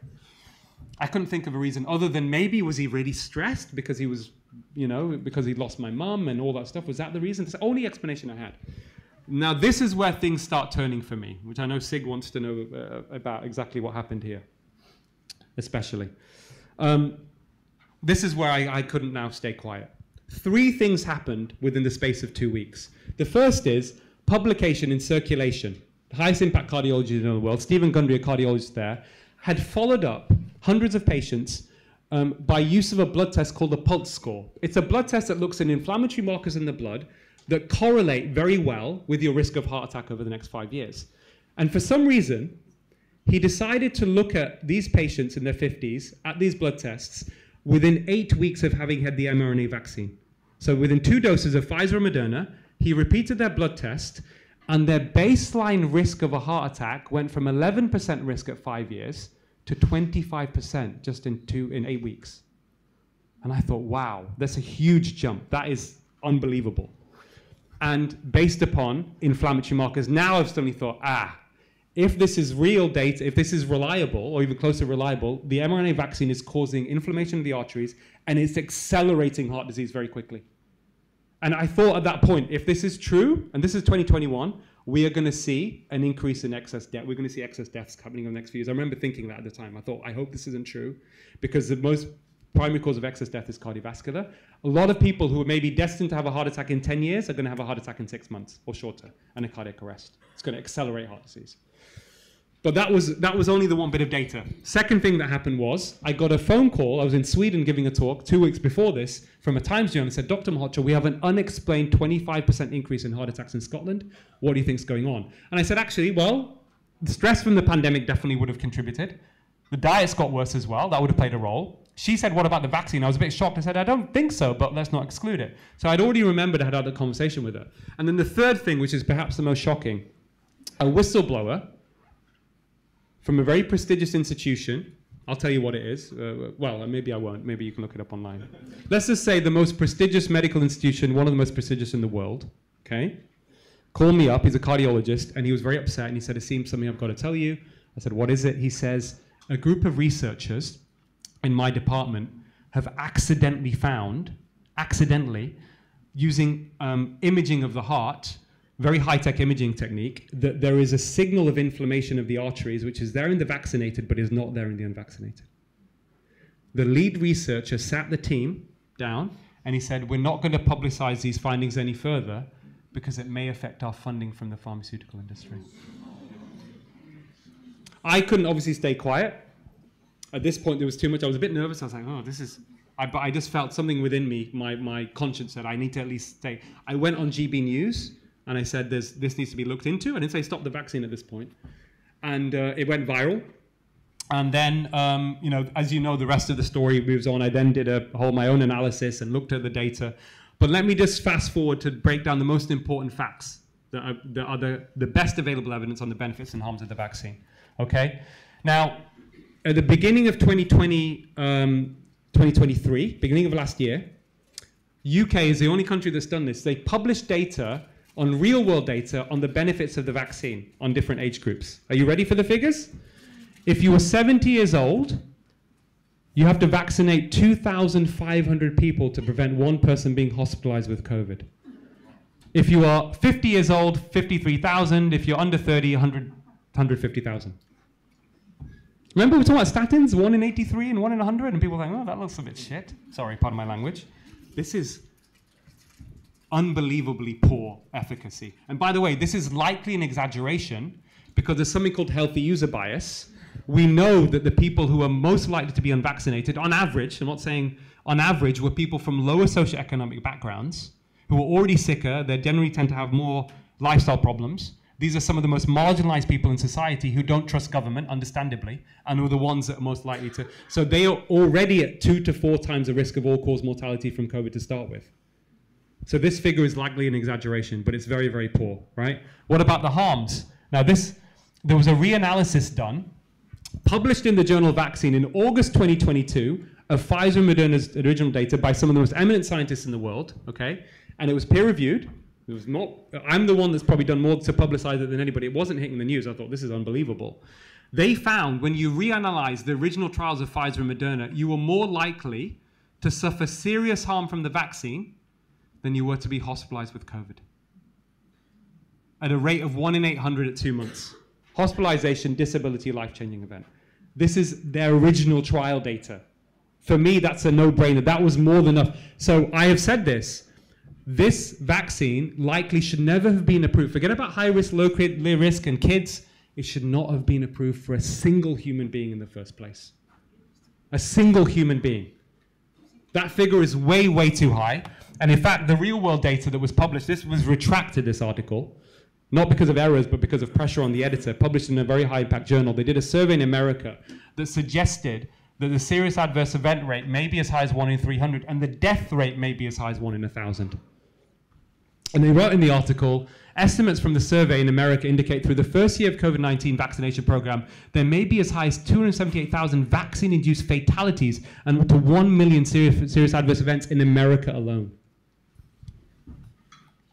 Now, the way forward, if you think, let's just be dispassionate for a second, what has happened is horrific. But even before this, better data, informed consent is the way forward, right? Because through that mechanism, we will have less drug prescription, less side effects, people are empowered, combine that with lifestyle, and you get something like what happens with Tony Royal. Tony Royal now, he's 6 years off all medication, he's actually 8 years ago, I saw him recently. His cholesterol profile is perfect, he's breaking his own records on ultramarathons, and I met him recently, he's in my documentary, I'm going to show you a trailer for this shortly, new documentary. He basically is about to do the World Ironman Championships next year. Right? Some imaging was repeated on his heart. There's suggestion of possible reversal of a moderate blockage in his other artery. This is just an amazing story. But this is not just an anecdote. There's more to come on this. And of course, I wrote about Tony's story, and then we got it in the mainstream news. We still kept pushing. This became a front page of Daily Express, and the Daily Mail said, ditch the statins to eat your way back to good heart health. Experts controversially claim. Of course, a lot of cardiologists weren't very happy with that, right? You can imagine. But anyway, we got it out into the mainstream. Okay. I know I've not got that much time left, so I'm just going to fast forward a little bit. I wrote a book about this called Piopi Diet, and people can read it about low-carb Mediterranean diet. So politicians or celebrities that did really well from it. And then I made a documentary film called The Big Fat Fix. Now, the reason I'm telling you that is I'm doing another documentary at the moment. And this documentary may not be well known, but for me, this is about how we create impact and change. And it premiered in Parliament, British Parliament. It influenced us introducing a sugary drinks tax in the UK. And it was mentioned in BBC World News and the New York Times. It's called The Big Fat Fix, and you can look that up. But what are the lessons here as well to move us forward in this battle that we're facing? All of us should kind of understand this, right? Simon Chapman is a professor in Australia, and he's considered the lead campaigner that brought about tobacco control in Australia. And he gives some lessons about his 38-year career in public health advocacy. And one of the main lessons is that media attention on a public health issue is more powerful than private advocacy and policy change. Sunlight is a very potent disinfectant for malodorous health policy. Yeah, if you can get the media engaged, then of course this is how things propagate, and the truth comes out, and people then start talking, and then it influences the politicians, etc. But one of his lessons is, also remember this: as soon as your work threatens an industry or an ideological cabal, you will be attacked, sometimes unrelentingly and viciously. So grow a rhinoceros hide. Have a very thick skin. And there have been several times where this has happened to me, because the deputy leader of the Labour Party lost 100 pounds on my diet plan, right? And when the book was released, I was giving talks and going to hospitals. The government, the chief government advisor for Public Health England, tried to stop me giving talks and said that you should not allow Malhotra a platform, right? And we got it again. Sunlight is a very potent disinfectant. So I got an investigative journalist to expose this, and it was in the Sunday Times. And I had very powerful people supporting it, from the most important doctor in the UK to the mayor of Manchester, Andy Burnham. And they tried to contact those people to embarrass me, saying, you now need to dissociate from Malhotra because he's giving wrong advice and this is going to come back and haunt you. But luckily, they stood firm. They basically politely told him to, whatever. And Watson said in this article, it seems extraordinary. So this is the article, Watson's Diet Doctor Hit by Government Dirty Tricks, right? This was the article. It seems extraordinary that the government agency responsible for helping us to get healthy has tried to close down a respected cardiologist who just wants to make people well. If they disagree with him, debate with him, but don't silence him. All right? So, and then the next thing that happened, and this is why I lost my job in the NHS, a front page hatchet job in the Mail on Sunday in 2019, okay? I and two other people were accused of being deadly statin deniers just by talking about informed consent. Remember, this is not very helpful for the drug industry, so they can't argue with the discussion about the numbers, so they paint a picture of you of something that you're actually not.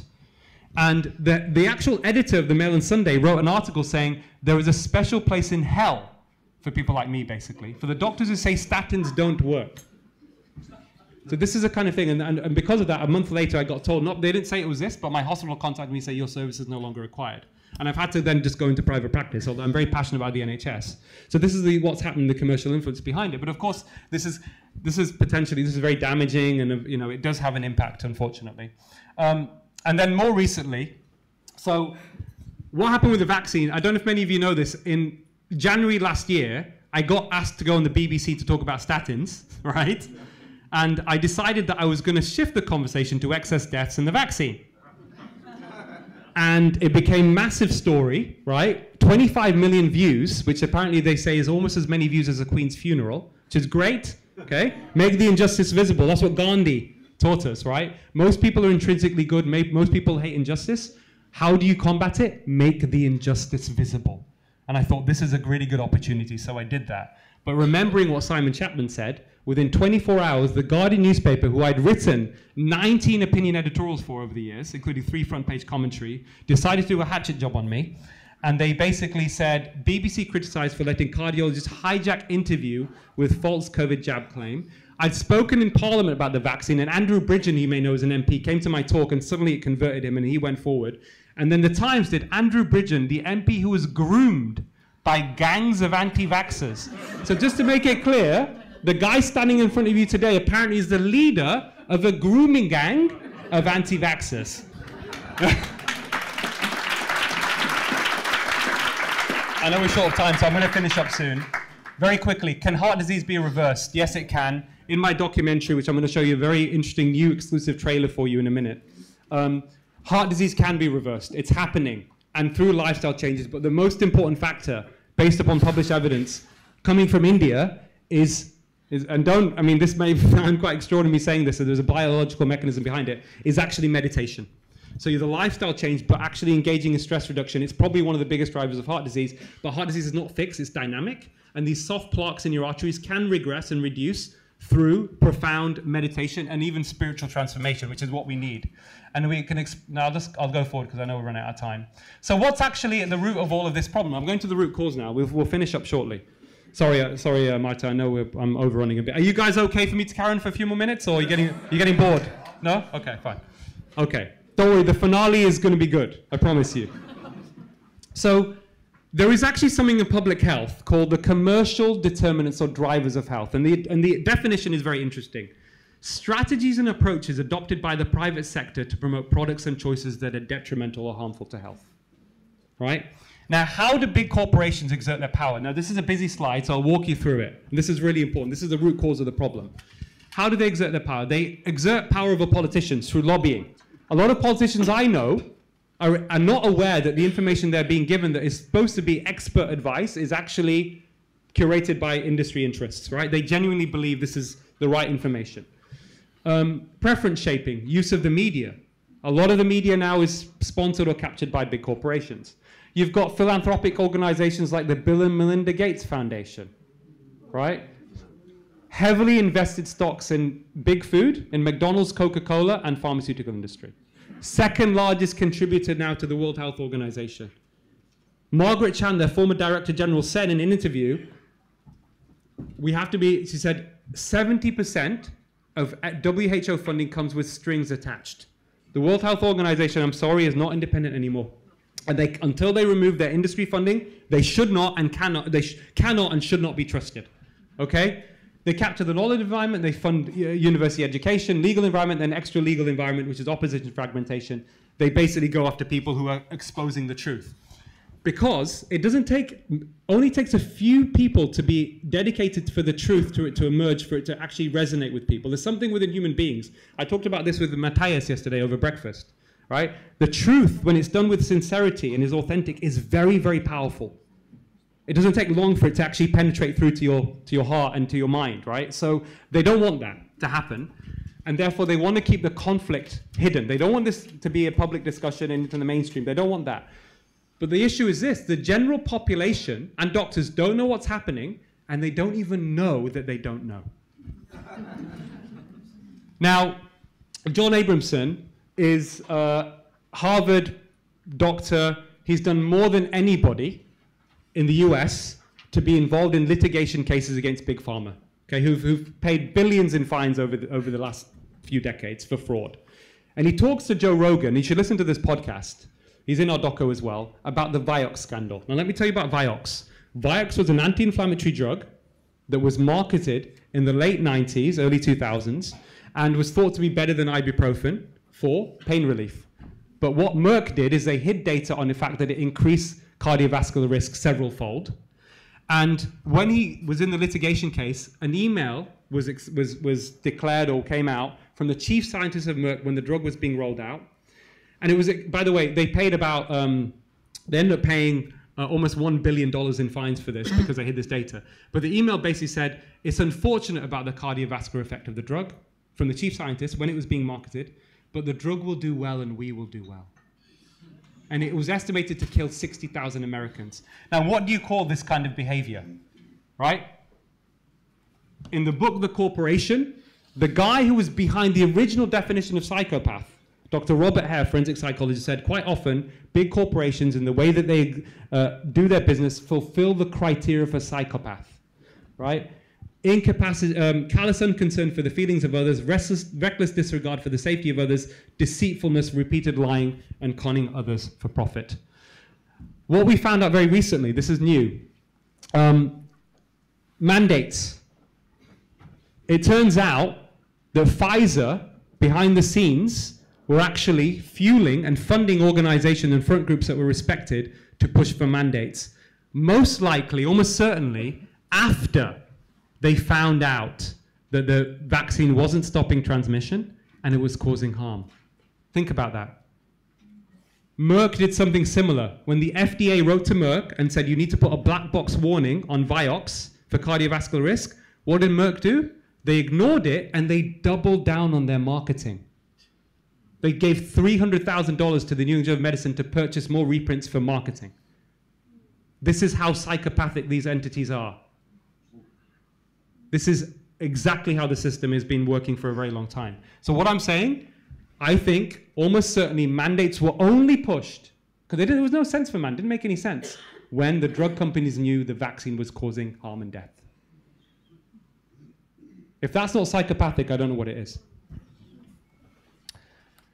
Okay, so I, myself, we've all suffered, but what we need to do, right? We need to turn that suffering into something positive to help other people. And that's not easy. I've lost both my parents to failures in the system. My poor mum, this became a front page story in the Eye a few years ago.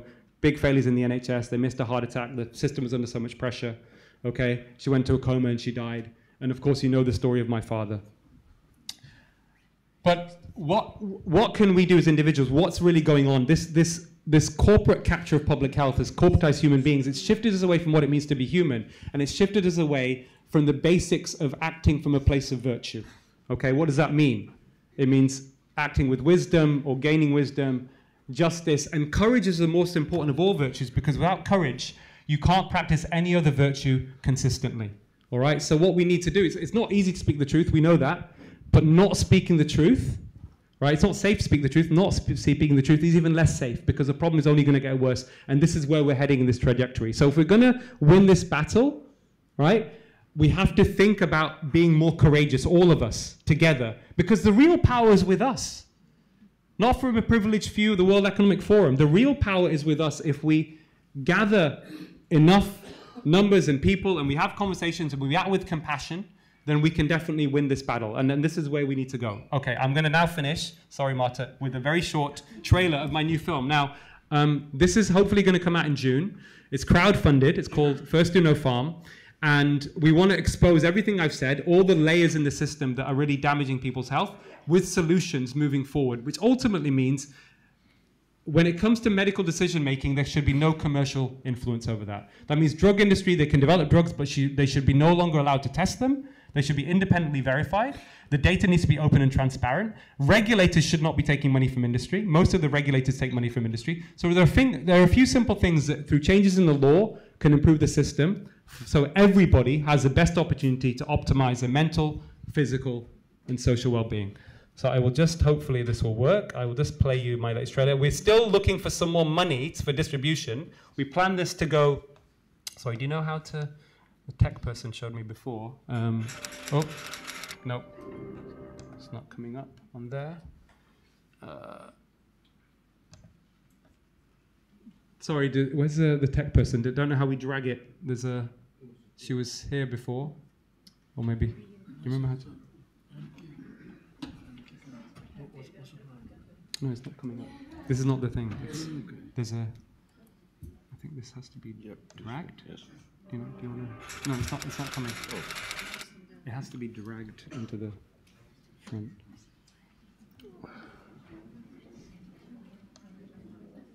Oh, the whole window. No. Oh, here we go. Okay. Yeah, there it is. How do we press play them now? But I can't. But I can't play it.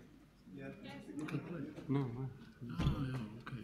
Look at the big screen. No, I know it's on the screen on here. We can't see it though. Look at the big screen. It's here. Taktu aftur yfir á þennan. Here. Okay, fine. That's fine. Here we go. Okay. You knew. Why didn't you do anything? And Woody's dead? Like, why wouldn't you tell people? We can't get this story out. It's blocked. We're talking about many millions of people killed by research fraud in medical science. They are now out of control as an entity that is purely there to make money. Public policy could itself become the captive of a scientific, technological elite. Now, the Democrats and Republicans are equally captured by large corporations. Pharmaceutical companies give to all of them. It's colonization of our bodies, but it is also colonization of the mind. They are essentially slaves to corporate, tyrannical, and often psychopathic entities. What needs to happen is changes in the law. He didn't go to jail. He went to Harvard Business School. Is it because those side effects, fatigue, muscle soreness, things like that, were fairly mild? Is that why they were underreported? Great question. So now we know. We need to apply quite a big dose of skepticism to the medical literature. There is no doubt in my mind that some publications are organised criminal activities. I'm not scaring you, but he says that his life may be invented. Yeah, I've been told by many people that my life could be in danger, but you know that doesn't. You only have one life, and you've got to make the best of it. So I'm not worried, but thank you, I appreciate it.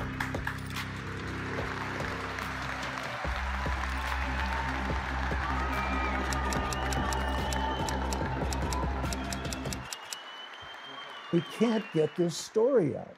It's blocked.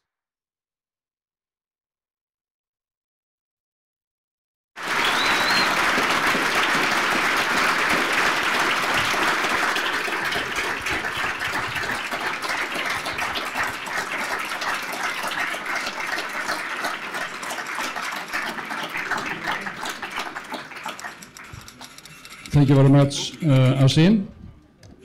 He's worse than I. Me, it takes a lot longer time. But thank you very much. It was very interesting. One question. I think it was recently on the news here in Iceland. Must have come from Daily Mail or somewhere. I'm sorry about that. What is your opinion about the media telling us that fasting can increase heart attacks? It's a very interesting question, but a little paradox. So I haven't had a chance to look at that actual paper, but my initial observations on that is it's observational, and it's possible that the people who were engaging in fasting already had a predisposition to heart attacks anyway. That's one thing. But actually, you know, on a serious note, I think on the fasting, if you are very highly stressed, then actually fasting can sometimes have a detrimental effect on your body and increase. So it depends on the individual. It can actually make things worse. Let's take it another time. But thank you very much, Asim. We will have to continue now, but it was very nice. Thank you.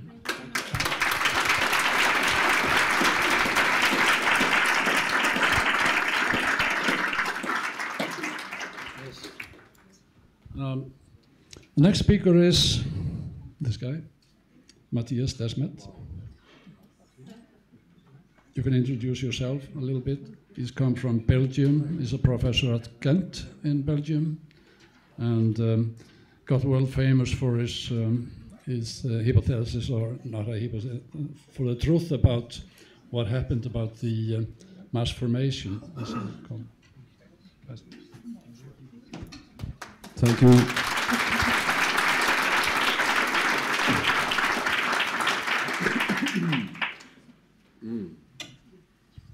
Yes, introduce myself. That's a difficult thing, I think. I remember that Michel Houellebecq, in my opinion, the best fiction writer of the last 50 years, was once asked in an interview, what is the essence, you think, of a human being? And he said, I think the essence of a human being is that it is a mystery to itself. And that also applies to me. I'm a professor in clinical psychology, and while I was listening to Asim, I noticed that we have more in common than we think. 20 years ago, 20 years ago, I started my academic career, and I was supposed to do a classical research in psychology in which I would investigate the association between certain personality traits and symptoms of depression. And while I was doing my research in the first months, I noticed that the research methods used couldn't possibly, in my opinion, lead to valid research results. And so I asked my promoter whether I could, rather than doing this research, just investigate what the quality of research methods in psychology were. And while I was doing this, for 4 years, the so-called replication crisis started. And I'm sure you're familiar with that. Asim, you referred to John Ioannidis, one of the major authors on the replication crisis, who found, and you showed the paper, but I don't think you mentioned that number, who found that up to 85% of all papers in the field of medical sciences cannot be reproduced. So that means that if one research team starts to do a certain or does a study, and it gives its basic elementary statistical data to another research team, this other research team will come to fundamentally different conclusions than the first research team. That's what they call that a paper cannot be reproduced, and that holds for up to 85% of the papers in medical research and up to 80, I believe, in psychological research.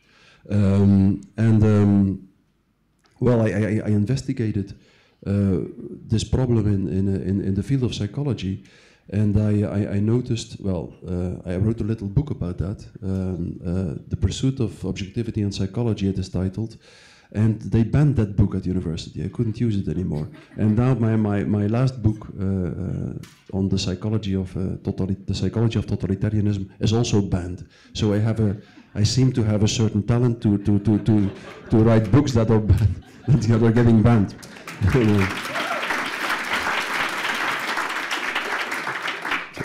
Thank you.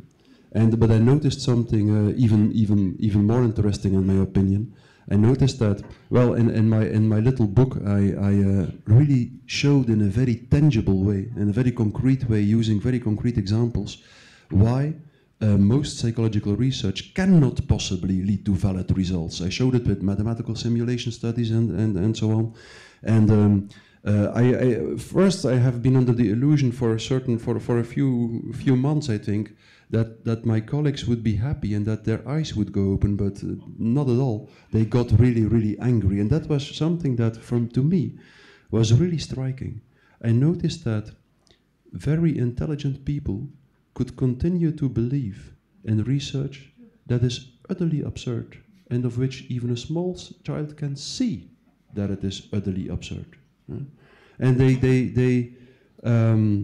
they can continue doing such research for their entire careers, and even more strange, they can continue to believe that they do something important to society. That's maybe the strangest thing of all. And then,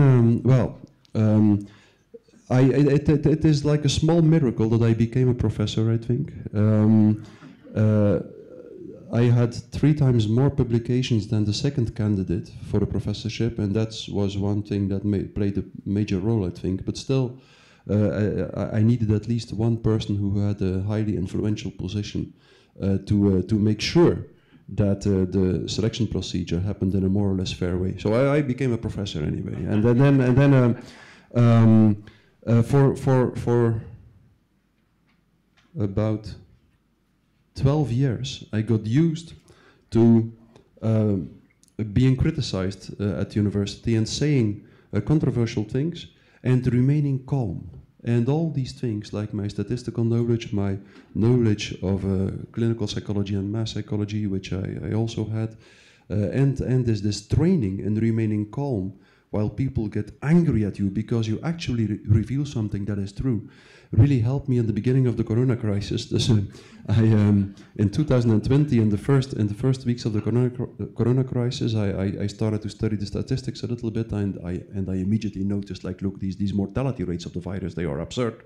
They are at least 10 times higher than the estimations of the mortality rates are much higher than the real mortality rates. You could see it in the statistics in the very beginning already. And I published in the first 2 weeks somewhere, I published a paper, an opinion paper in a Belgian in a Belgian mainstream newspaper. They then published my opinion papers in the beginning, and the title of the paper was "The Fear of the Virus is more dangerous than the virus itself." And I'm sure, like, in the first weeks of the crisis, that it was so extremely difficult to speak in a critical way. I knew that I was risking my entire career at that moment, and but I'm happy I did so. I will never regret it. And no matter how much I try to show to the people that the statistics indeed, the mortality rates were dramatically overrated, and no matter how much it became clear a few months later that indeed the mortality rates had been dramatically overrated, it didn't make a difference. People continued, the media continued to disseminate the same narrative, and the people continued to go along with it, to buy into it. And at that moment, that was the moment for me when I changed my strategy, and when I decided to try to show what psychological processes were going on in society and could explain why an entire population could believe in the most absurd things, why highly trained experts could be so completely blind, and why media could continue to disseminate narratives of which everyone actually with the brains of an 8-year-old child could have seen that they were completely wrong. And on top of that, I warned people that the processes that were going on, the psychological processes that were going on, were exactly the same processes as those that led to the emergence of the first totalitarian states in the 20th century, that led to the emergence of the Soviet Union, and to the emergence of Nazi Germany.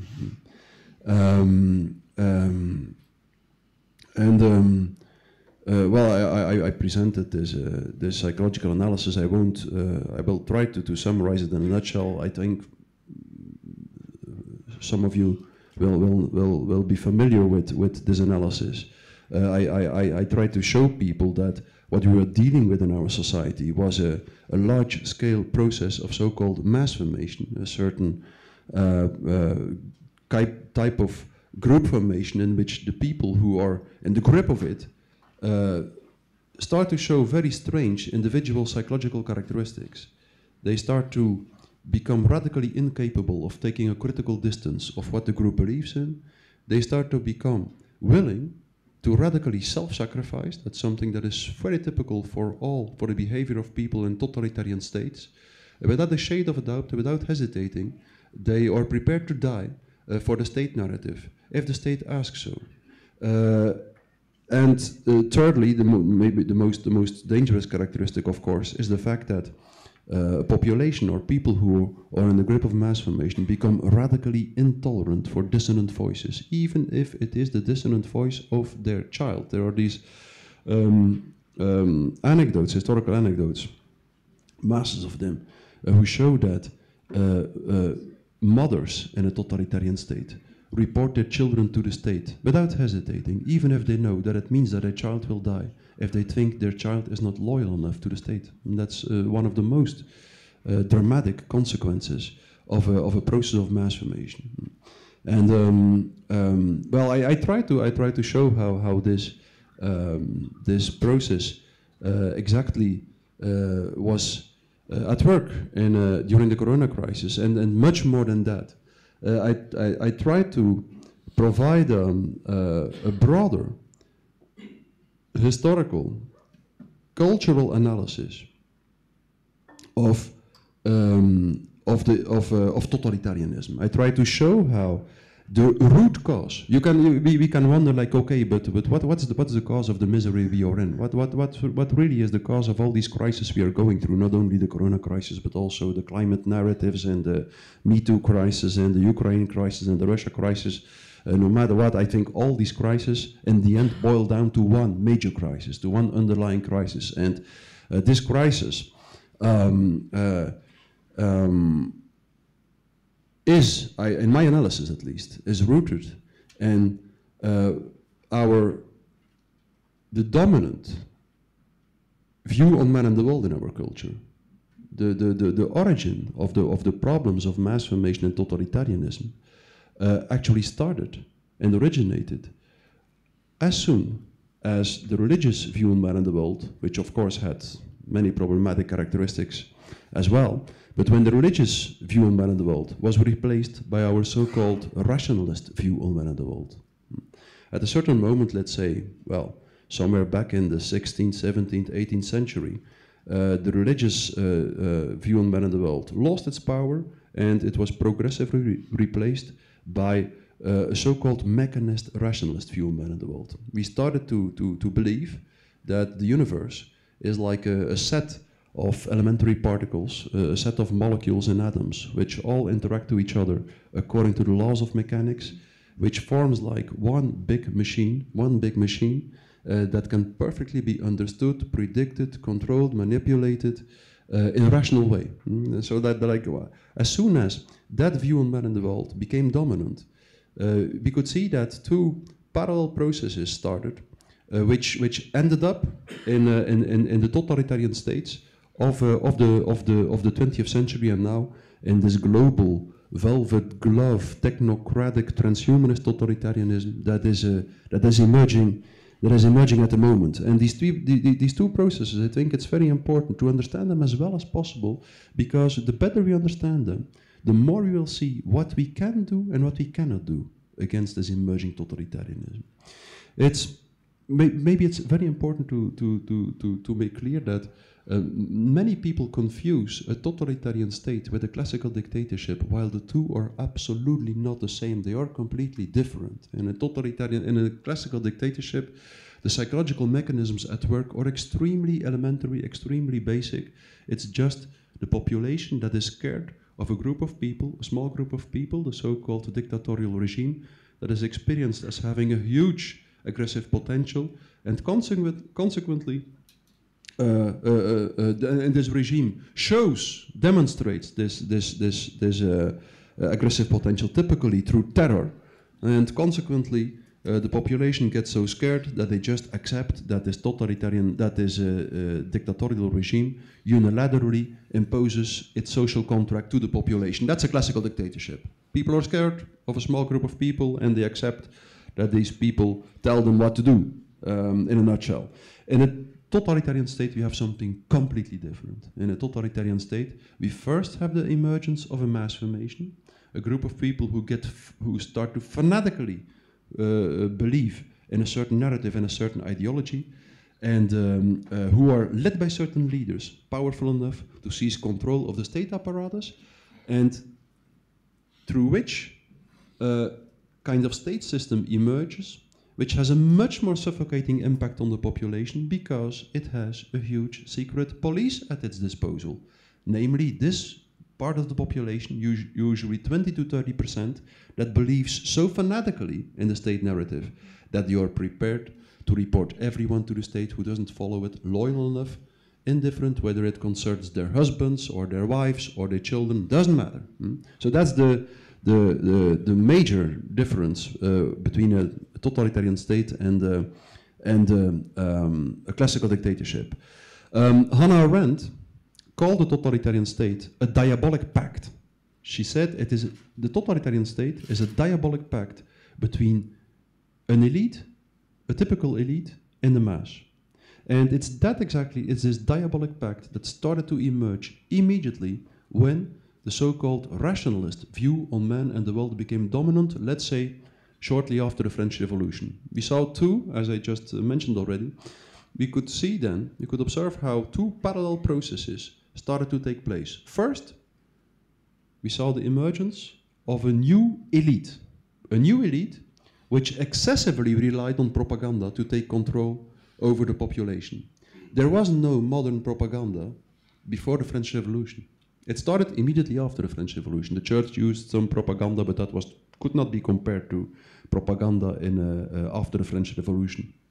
This elite, it noticed that it could not impose its will anymore to the population by just saying that God wanted them to rule and God wanted them to impose their will to the population. No, this new elite had to be elected, and consequently, the new elite, rather than imposing its will to the population, had to try to feel what the population wanted and give it what they wanted. And that meant, no more, no less, than that the new leaders actually became followers. And the founding fathers of modern propaganda all remarked that, they all started from the fear that if the leaders were not really leaders anymore, that they would fall prey to the masses, to the population. And they found a solution to that. They said, okay, if we cannot overtly impose our will to the population anymore, then we have to make sure that the population does what we want without them knowing that they do what we want. Meaning that we have to manipulate them constantly. It's literally, you can read this line of reasoning literally. And the first books on modern propaganda. And propaganda became ever more important. The First World War It took a huge leap forward. It was continued to be used after the World War for commercial ends. Then in the Second World War, it was even much more important than in the First World War. And then now, at the moment, we live in a public space, I think, which is constantly saturated with propaganda, without us usually realizing it. To give you only a few examples, like search engines such as Google, or actually propaganda machines. Propaganda is the art of manipulation. It's the art of making people, focusing people's attention on what you want them to focus. And that's what these machines do. Every one of us who uses a search engine will be led by government algorithms who will guide you exactly to where the government wants you to be guided. And these tools, like, or these apps like Google, for instance, they were developed by the State Department in America. So the state, for propaganda means. They were not, in the first place, developed to help us find all the information we want to find. No. They were developed as a kind of tools who had a huge potential for propaganda. That's one example. A second example, something that not too many people know, also is, for instance, that global institutions such as the UN, the WHO, the WEF, and so on, hired, for instance, I will give one concrete example. The UN hired, you have to tell me when I have to stop talking, because otherwise I will continue talking. I can guarantee you I won't stop until tomorrow morning.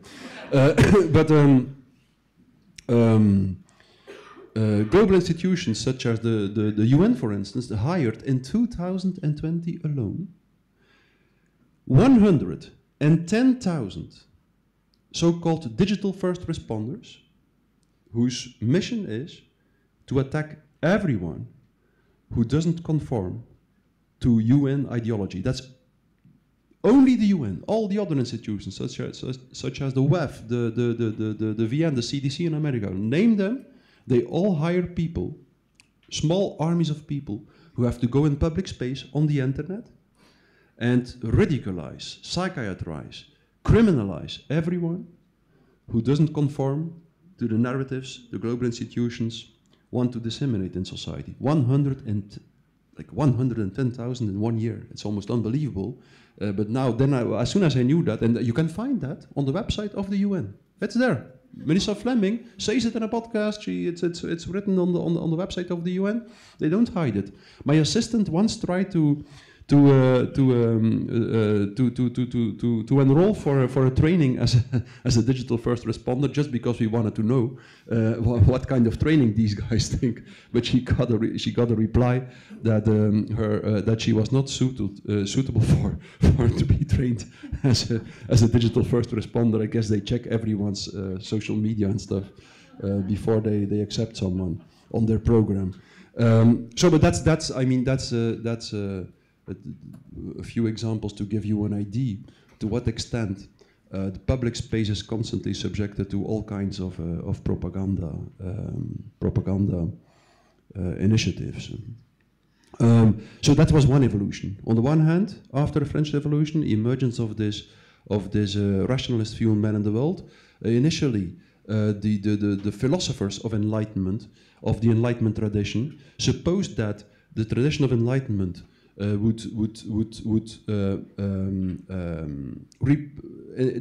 in the tradition of Enlightenment, and that the sciences would replace all these fake narratives, religious narratives, and mythical narratives by a true knowledge, by scientific knowledge, and that society would be led from then on the basis of truth.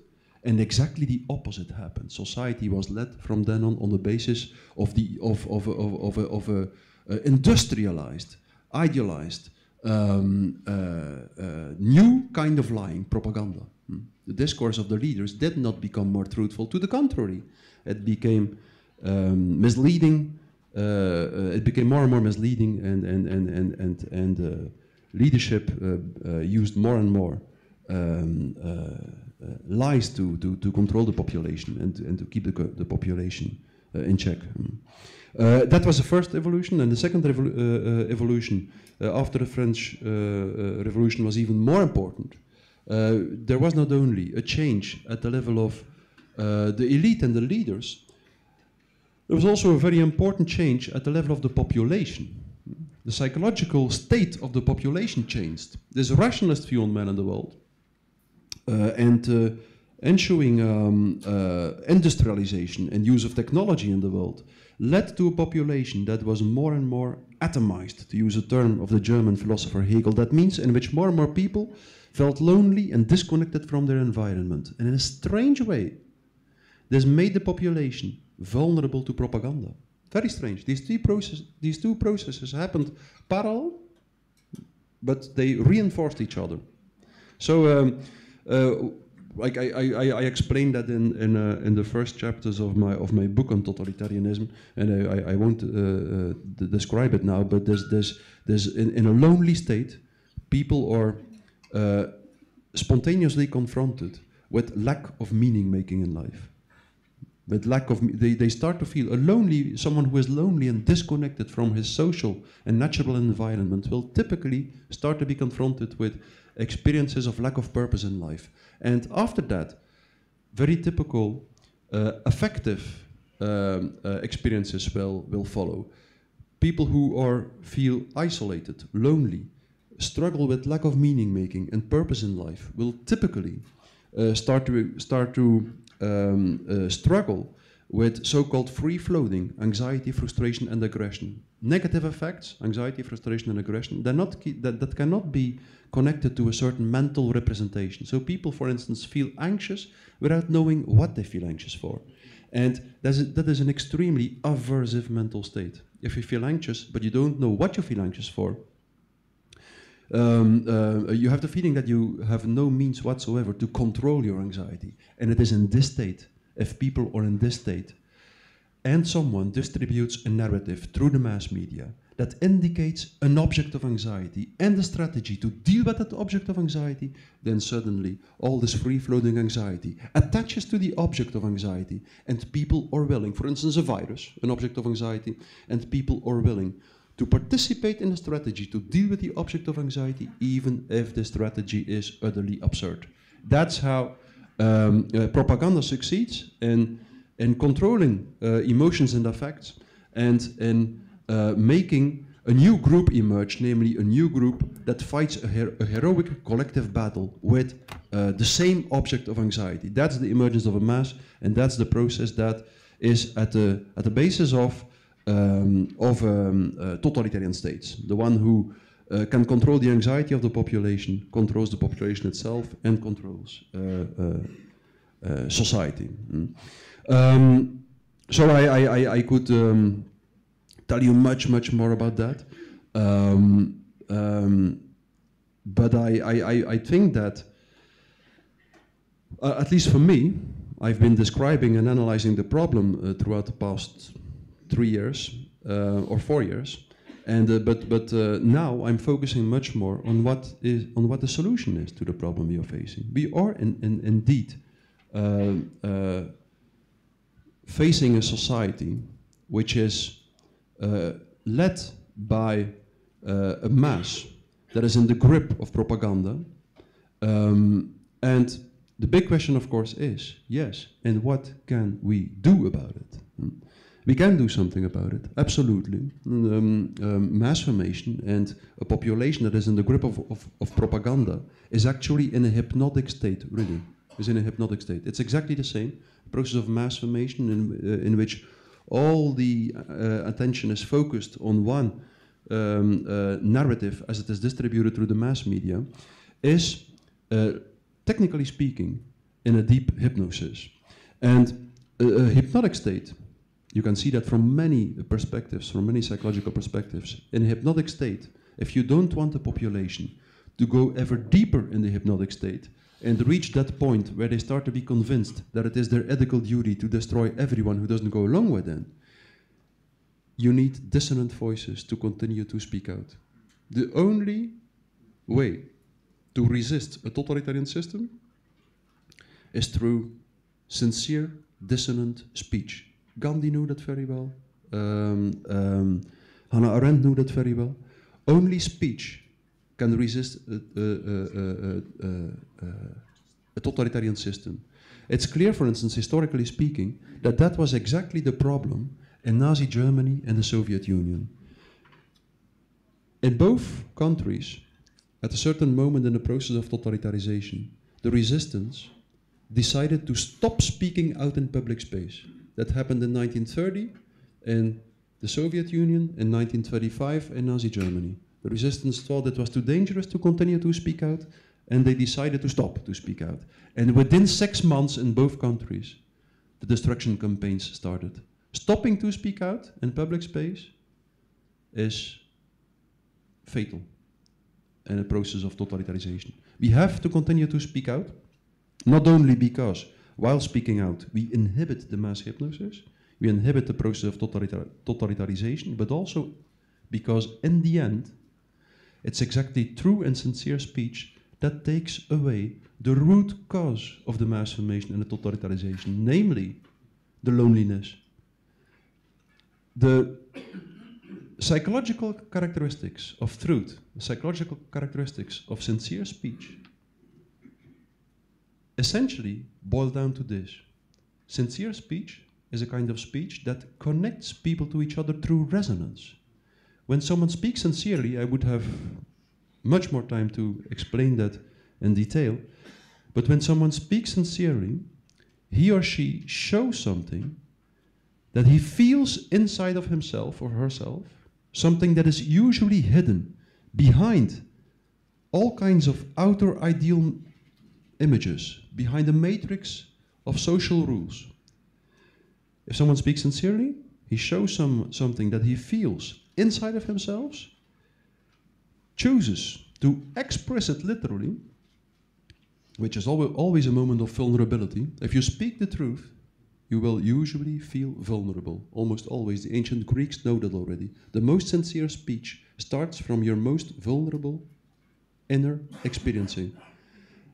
But if you do it, if you decide to say something of which you know that it might cost you something, just because you sincerely believe in it, and there is someone else who opens up a little bit and who allows your speech to enter, then you have literally the phenomenon of resonance. Two human beings start to resonate together on the frequency of the words, and they are connected for a moment on the frequencies of sincerity. So you can clearly see that that is the act of sincere speech is the act that can free the modern human being from its existential loneliness. And from so many, and also like you can see it from many different perspectives, the only cure, the only remedy for a society that is sick of propaganda, that is sick of lies, is speaking the truth. That's the only thing. Well, I guess my 3 minutes are gone now. Yes. But okay, well, maybe we will find some time. There is an interview after. There is also.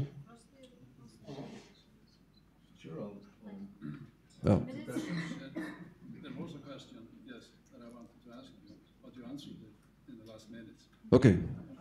Yeah. Good. How many of you did feel the resonance of you speaking the truth? How many? Yeah. Thank you. Thank you. Thanks.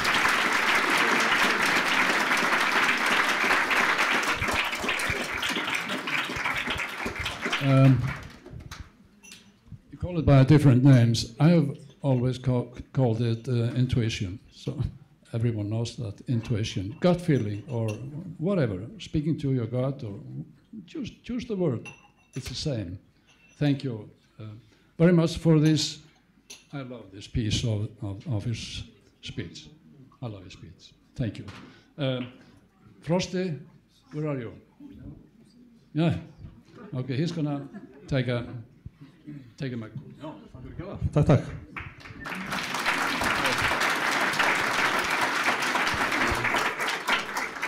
Já, takk fyrir kjærlega. Ég búinn að fá þann heiður að tala við Matthías áður, spjalla saman í viðtölum fyrir hlaðvarpið mitt sem þið getið séð inn á broadcast.is. Matthias, thank you very much for this talk. A few questions came into my mind when you were speaking, because we are all brought up to trust the science, and we trust the academics and the research that the professors present to us. Why aren't there more academics like yourself that see things the way you do? That's a good question. You should ask it to my colleagues, I think, that question. No, but well, you know, I think that it has to do something with the fact that scientific discourse became dominant in our society. In the beginning, I think, scientific discourse, like back in the 16th century, was a fine example of truth speech. It was a minority of people who went against a dominant narrative and who risked their life often to just articulate a new, fresh truth. But then, slowly, scientific discourse became dominant. And what is typical is that truth speech in a truthful discourse, when it becomes dominant, loses its characteristics of truth speech. And it's easy to understand why. As soon as a certain narrative, like the scientific discourse, become dominant, it becomes the privileged discourse, an excellent discourse, to become successful, to build a career, to sell your products and so on and so on. As the discourse becomes dominant, it becomes the excellent instrument of power and social success, and that's how it gets perverted. And I think that is what we see since, like, maybe I believe that it's really started after the Second World War, like the last 70 or 80 years. Academics very often stop being people who really do their research, starting from a passion to know, but they more and more become people who just want societal success, and who want to make a career. And I think that's the reason. Almost every discourse that becomes dominant gets perverted, and that happened, I think, also with academic discourse. Okay. And then to follow up, if speaking the truth can jeopardize your career, and you are talking, you're telling us to speak the truth and use sincere speech. Can you motivate us a little bit of why we should speak the truth, even though it jeopardizes or puts our career on the line? I can try. Yes. You know, truth speech, by definition, is a kind of speech that penetrates through what I like to call the veil of appearances, that destroys something at the level of appearances. And that's, of course, why truth speech is always risky. Ancient Greeks knew that. Speaking the truth is always riskful. Simply because all the people who are based in appearances, in the world of appearances, in a fake world, will get angry with you. And so speaking the truth always implies that you might lose something in the world of appearances, but at the same time you win something in the only world that really matters. Every time you speak the truth, every time you choose to articulate something that you really feel inside, every time you decide to speak from something you really feel and that usually remains hidden, your soul gets a little bit stronger. Literally. I can show that very also. It's possible to understand that in a very technical way. And I think that is something that we have to keep in mind. Okay, what will we choose? Will we choose for our ego, or will we choose for our soul? Because the two are in a certain opposition to each other. Our ego is this structure, this psychological structure, that is based on our outer ideal image. A world of appearances that we want to keep up for other people. And our soul is what is literally hidden beyond the outer ideal image. It's what we feel inside. At least that's one way to define the soul. And we can choose. Either we speak in such a way that our ego is getting stronger, that either we speak in such a way that people start to think that we embody the social ideal images, or we decide to go through the ideal images and speak in such a way that we feel that we speak sincerely, that we feel that we really show something of what we really are. So that's the choice we have. It's a fundamental choice, and I think that the people who typically fall prey to mass formation are very often people who choose for the ego, and who always choose the easy way, or at least what seems to be the easy way, who choose to speak in such a way that other people think like, okay, that's a perfect citizen. And the people who have a certain resilience and who do not fall prey to the mass formation very often might be people who have a certain loyalty to certain ethical principles, in particular the principle of sincerity. Very good. Very good, very good. Thank you. And I can confirm that claim. I can confirm that the reward for speaking the truth is always greater than tagging along with the others. Thank you so much, Mattias Desmet. Thank you.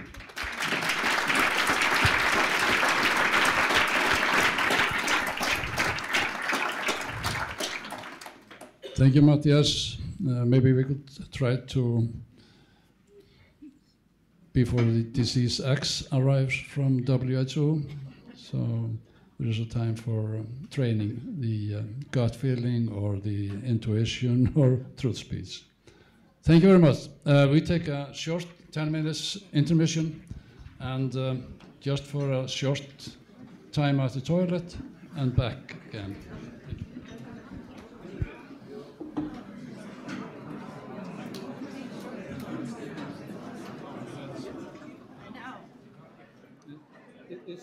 It's a PowerPoint, or? It's a PowerPoint, yeah.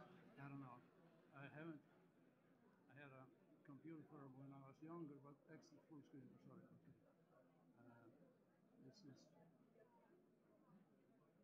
try to put it in. Put this one, or just second. So where would this go? I'm going to try get this guy. Anything.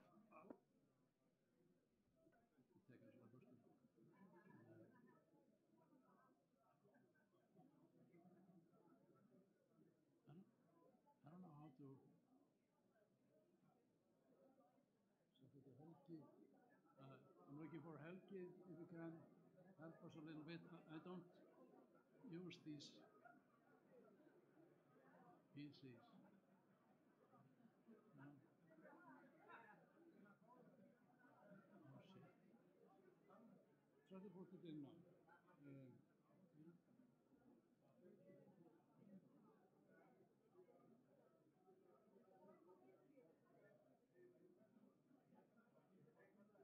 Oh, here it is, right here. It is? Yeah. Okay. Let's see.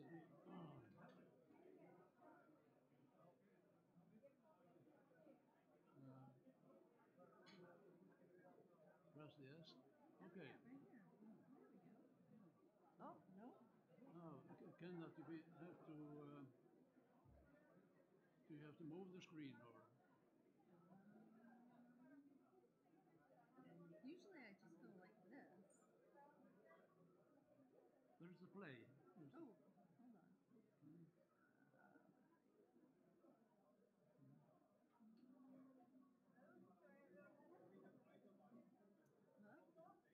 think it is.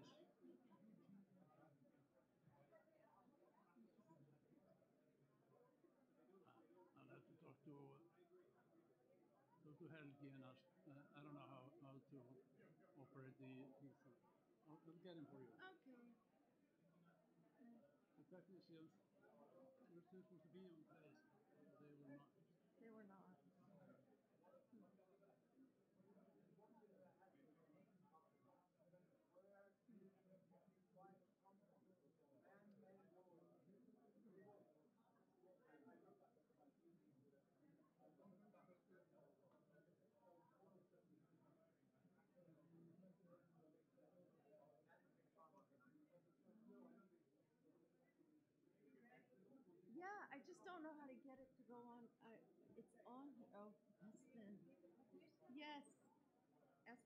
you help me put this up? Like, What are you trying to? this needs to show on that. What is this? Is the computer? It's not my computer. Well, I mean, this was already connected. And Yes. stuff? Yeah, it was already working. Is it down here? Isn't it F8? F7? Or what about down here? What about like this? Do you want to like move that? Isn't it? I don't know. I just lost the phone. Slideshow. That's not good. What about down here?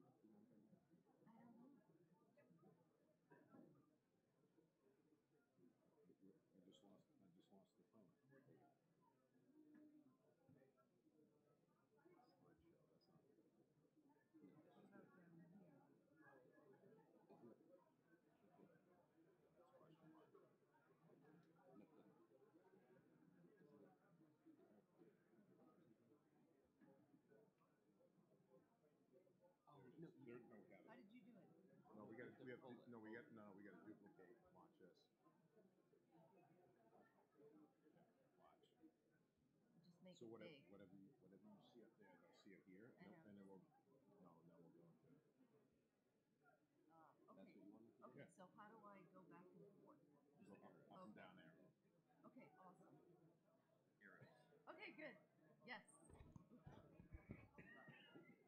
You good? Yeah. I just need to. Yeah. I can.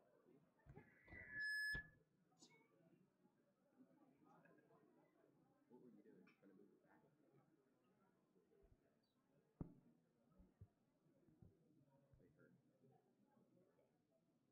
All right, it's that. Up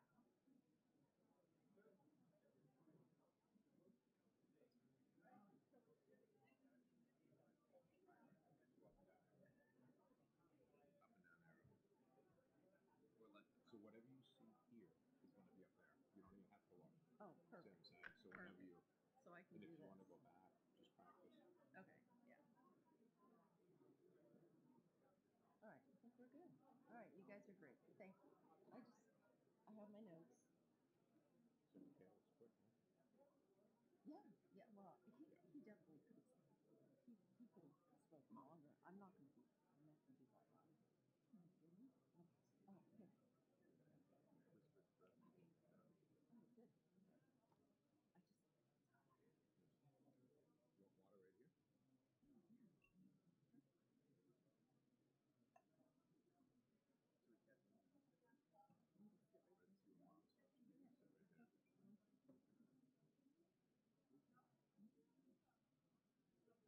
You can sit right there. Not a lot of people right here. No, no. It's good. So watch. When you talk, see the green? Yeah. Look right up at the green side. Stay right up at the green side. So when you come up, so when you're reading, you look up at the green side. Come up, look up at the green. So you're not looking at anything. Oh, See what I'm saying? you mean if I lose my cool? Well, no. So let's say you're reading. Yeah. You're going like this. When you look up at the green side. Okay. Pick a spot. Don't look at anybody so that you're not catching any people's eyes. Oh, So okay. when you're reading, so with your palm, look up, and you can look up there, or you can look. If you want to look left, look at that green light. Look at that green light. Or look at that green light. All right. So that way you'll be like on a lot. Look at the green light, come down. Look at the green light, come up. So they're looking like you're looking at the audience without looking at people. Okay. So it's good to focus on specific inanimate objects. All right, cool. So that you're not looking up, and you can look right down on the paper. And you know where you can look up. Okay. So I'm saying. Yeah. All right. Awesome. Trick. Okay. Thank you. Thank you. I may need your help. Technical difficulties. That's okay. That's good. That's good.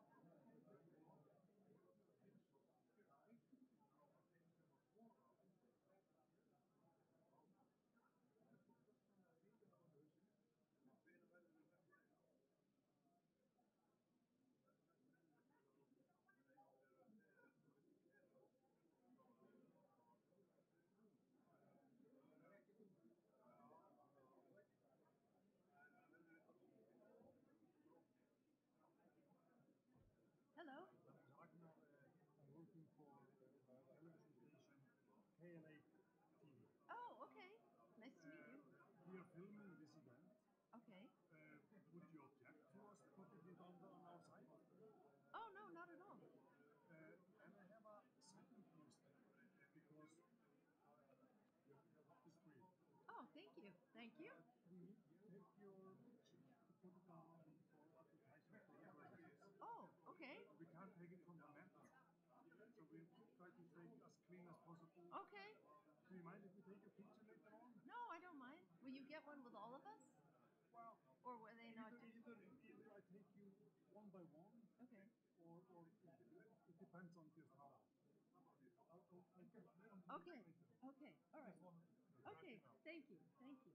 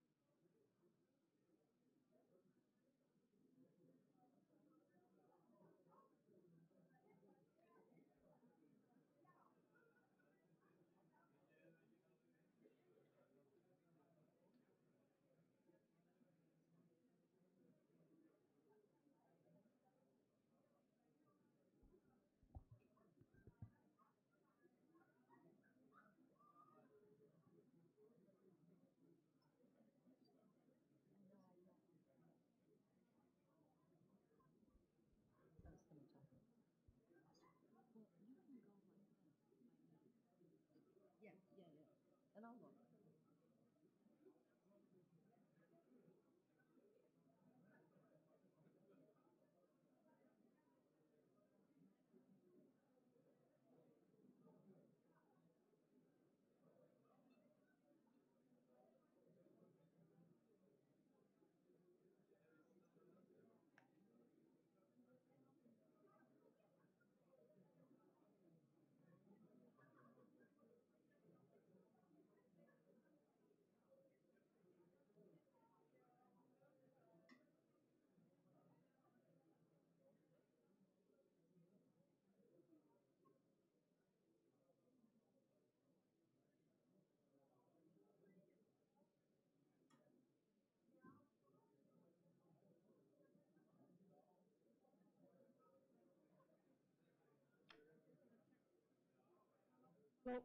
Halló.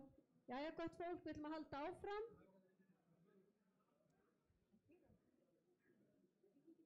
I think it should be. They'll tell me if I'm not speaking loud enough. Yes. So, how many minutes? Yeah, no, it's not. I mean, it's not you very put long. 30. Okay. Yeah, no. Okay. No, it's Yeah. give me the time and I, Yeah, 30 minutes. Fantastic. Yeah. Yeah. Oh, yeah. So I'm not gonna fuck you. Okay.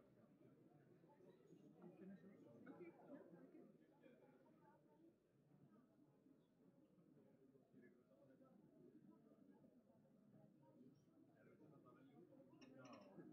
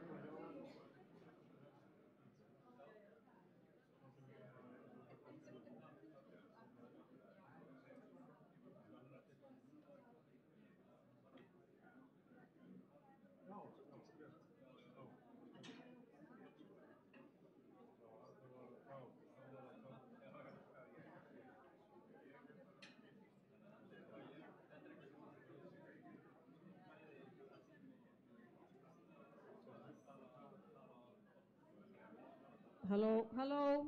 Við ætlum að biðja ykkur að fara að koma inn. Við ætlum að fara að byrja. Please come in.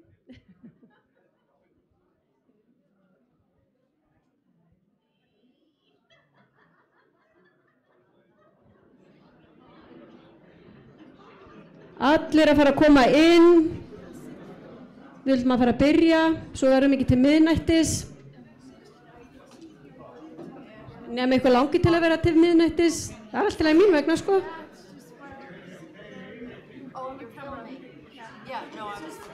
Við erum reynda bara með salinn til 10, þannig að...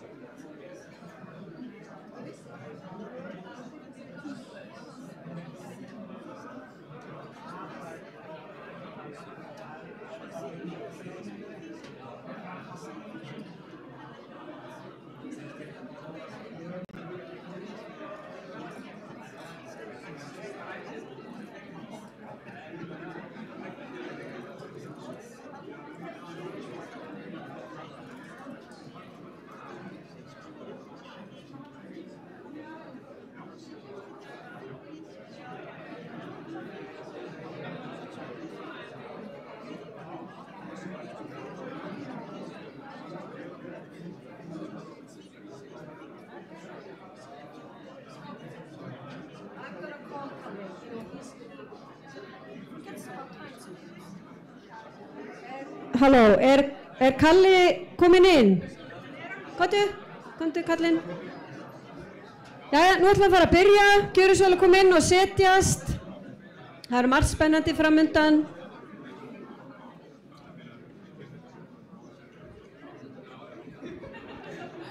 Við ætlum að hafa þetta þannig að hún Justine ætlar síðan að tala og síðan ætla 2 einstaklingar sem hafa hlotið sprautuskaða ætla að segja sína sögu og síðan verður spurningar meiri og eftir sem þið getið skrifað á blaði. Við ætlum að fá þau öll hingað upp á eftir. Þið getið skrifað spurningar. Við getum aldrei svarað öllum en við reynum að gera okkar besta. Þannig að þannig ætla að afhenda þetta til Kalla núna. Marta er búin að segja allt. Og hérna er æðislega stelpa, that's an Icelandic, you know. Æðislega stelpa hérna frá Bandaríkjunum, Justine Tanguy. He is a very nice husband with her. They've been snowbiking up the glaciers, some glaciers at least. She's a lawyer from Children's Health Defense. I think you could better give a description of yourself. Gjörðu svo vel.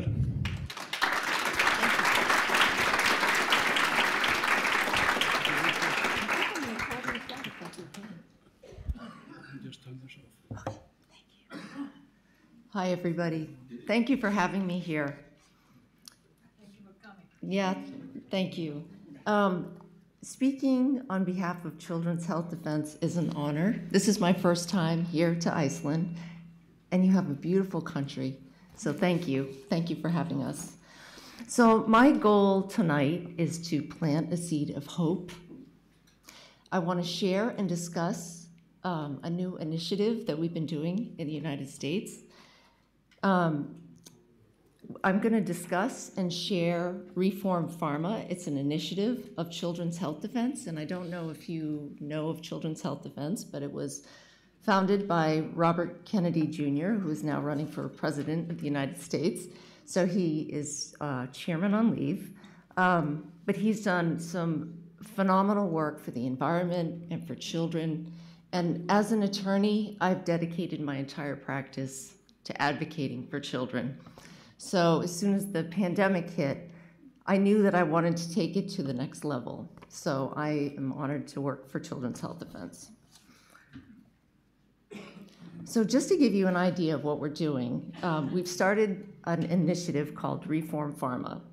And in a nutshell, what we're trying to do is remove big pharma corruption, and we want to restore healthcare integrity.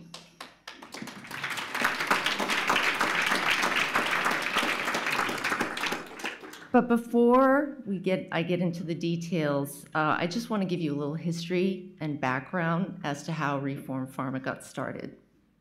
So as we know, during the pandemic, some people did exactly what they were told without question, while others challenged the narrative, and in doing so, they opened their eyes to the truth of what was really going on. As a result, a vision emerged to create a campaign with a designated team who would be laser focused on exposing big pharma corruption and their conflicts of interest. The Reform Pharma campaign would use policy, bold messaging, and communications to mobilize a boots-on-the-ground army who would push back and demand change and accountability. A court of public opinion, if you would. Our supporters would not only understand exactly what has been going on, but they would have the evidence in hand. The Reform Pharma team would partner with like-minded individuals and organizations such as yourselves to bring about a sweeping overhaul of the pharmaceutical industry. The intent behind Reform Pharma was to create a groundswell of actionable advocates who will not stop or falter until each mission is complete. So we launched our initiative back in November at the Children's Health Defense Conference in Savannah, Georgia. We set up a booth and we met hundreds of people and we listened to their stories. People have amazing stories. There was an overwhelming response to our campaign. People wanted to know more. We had the Children's Health Defense online newspaper wrote an article, and we had a press release, and we coined the term pharmacide. So it can be used as a noun or a verb, and it is essentially death or injury by big pharma corruption. And we gave out hundreds of t-shirts, and people wore them throughout the whole seminar. Some people were even brave enough to wear them on their way home on the airplanes to spark a conversation. One of my colleagues, Carrie Bundy, who sadly lost her son to vaccine injury, was giving a talk at the conference, and she said, "There is finally a word for what happened to my son, pharmacide."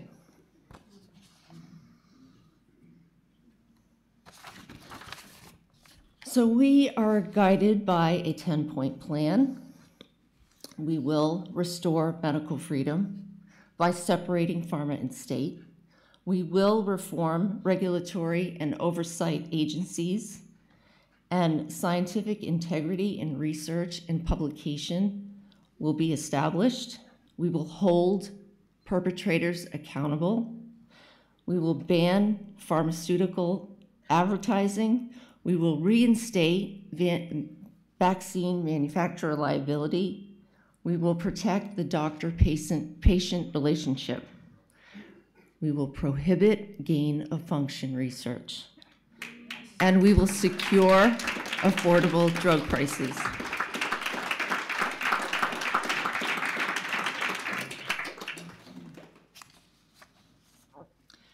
So rather than go into each of the 10 points in detail, I just want to highlight 3.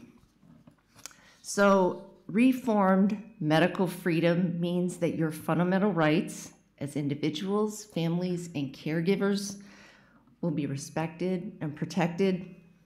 Your ability to work, travel, socialize, and attend events will not be based on your vaccine status. And reformed medical freedom means that censorship, shadow banning, and gaslighting will no longer be allowed, and you will have access to the full body of medical knowledge, and you will make fully informed medical decisions for yourself and your family.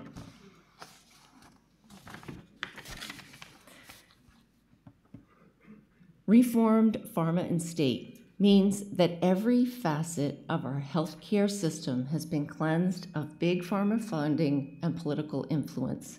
It means that systems are in place to prevent the backdoor dealings and the leveraging of big pharma and government, their collective money and power that continues the corrupt cycle of sickness and pharmaceutical dependence.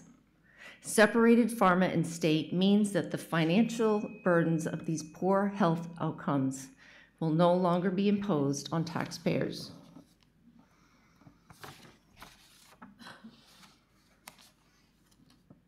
Now, I'm not sure if many of you are aware, but in the United States, we are bombarded by big pharma advertising.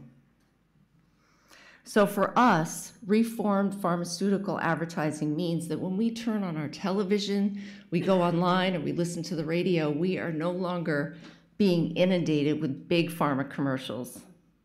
It means that our content, news programming, will no longer be brought to you by big pharma.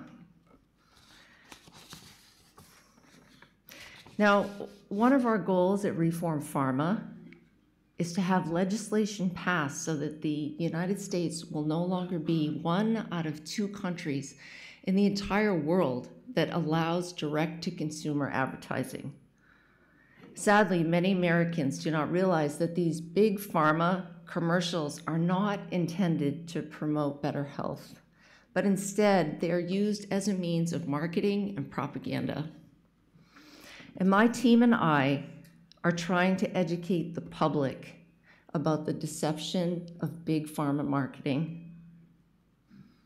Now, you may ask, why do I bring this up? Because in Iceland, I understand that this is not the same for you. But I raise this issue because while advertisements and promotions directed toward the general public are limited to over-the-counter products, prescription medications are being advertised and promoted to the health professionals who prescribe those medications. So big pharma is very clever, and they purposely use whatever tactics they can when they are trying to lay out the foundation for future advertising. And my hope is that your country will continue to be vigilant in banning big pharma direct-to-consumer advertising.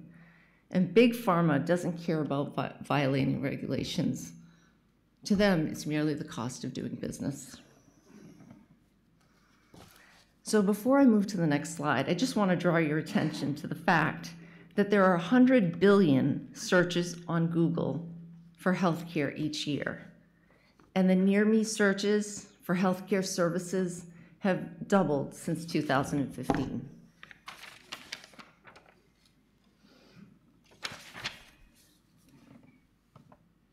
And here's a slide that shows the total value of pharmaceutical sales in Iceland from the year 2001 to 2021. And as you can see, the sales have increased significantly. So clearly there is a market for Big Pharma, and I'm sure they don't want to miss the opportunity.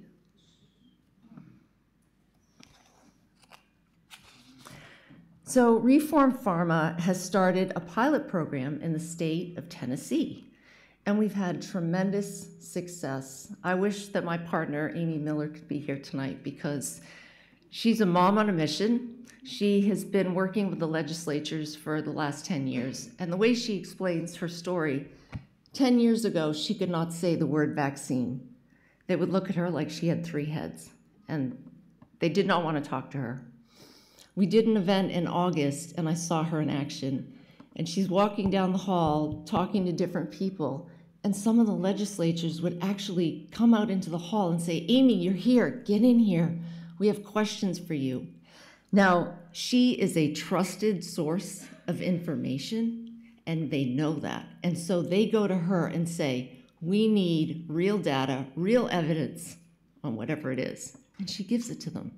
It's amazing. And so we have had great success, especially within the last year and a half, and I'll just very quickly share. So she was instrumental in helping pass a Minor Consent Clarification Act.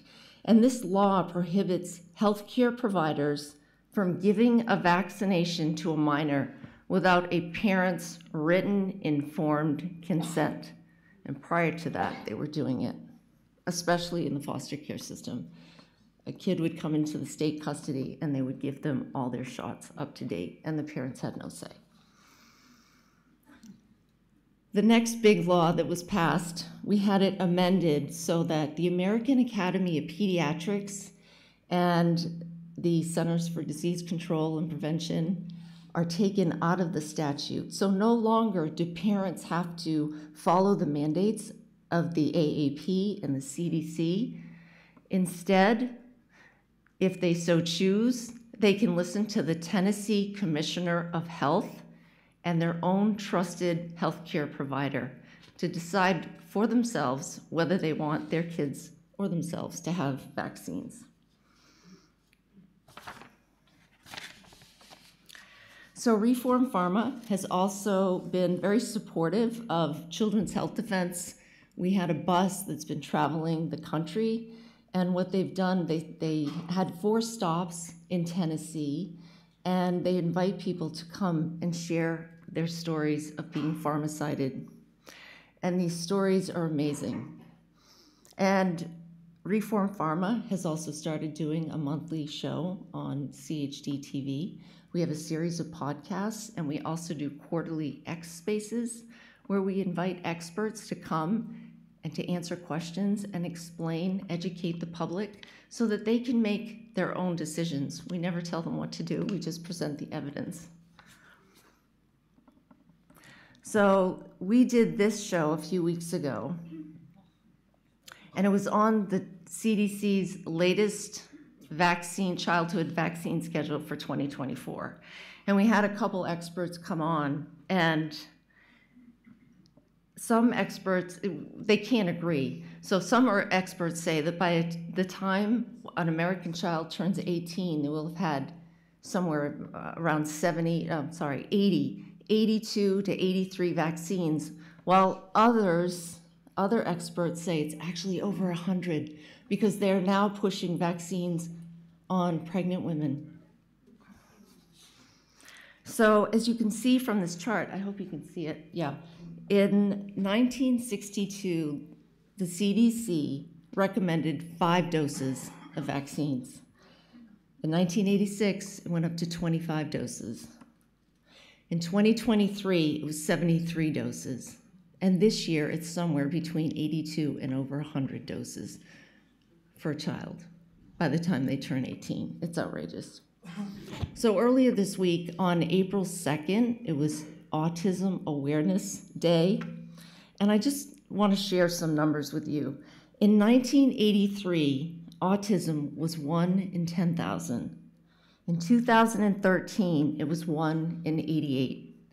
And in 2018, it was 1 in 36. And today, that number is even smaller. And what we do know for sure, at least in America, 54% of American children have chronic illness, depression, obesity, anxiety, ADHD, food allergies, asthma, the list goes on. And these are conditions that they live with for their entire lives. So what's going on? We have to ask ourselves, are we experiencing genetic epidemics, or are we instead being given a toxic overload of harmful substances that accumulate in our bodies and cause us to become sick? There are a number of environmental agents that can quickly cause disease. And when you look at the possibilities, air, food, water, drugs, vaccines, and I have to say, the air and the water in Iceland is the purest that I've ever experienced in my life, but it's not that way in the rest of the world. So you have to ask yourself, is it the air pollution? Is it the fact that we're being bombarded with electromagnetic radiation that they have not tested, and they have them in almost every school playground? The pesticides that poison our food. The food in America, the nutritional value is so low. So you have to question, that must be part of it as well, right? And then you have the vaccines that are filled with materials that are known to cause cancer. How many of you have ever looked at a vaccine insert? Yeah. I highly recommend you go online and you see for yourself what is in the vaccines. It'll blow your mind. Okay, so same fear, different year. We've all experienced fear, right? It's human nature. It's that fight or flight response. And in the short term, it's a good thing to have, right? But in the long term, it is not sustainable. And the problem here is that the powers that be understand that people are living in constant fear. And that's what they want, right? They want you to stop thinking rationally. They want you to stop asking questions. But the goal here is to recognize that we are being triggered to be afraid and to live in constant fear. And if we can recognize and understand that we're being played, we are in control.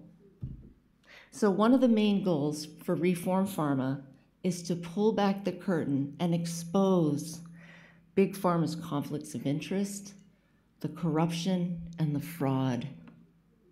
And once we start to recognize their playbook, we will react differently.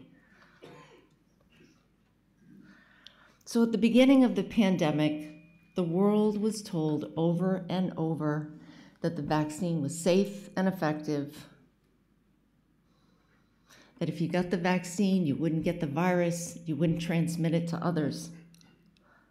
But Big Pharma knew all along that it was a lie. It was all lies, and they played us.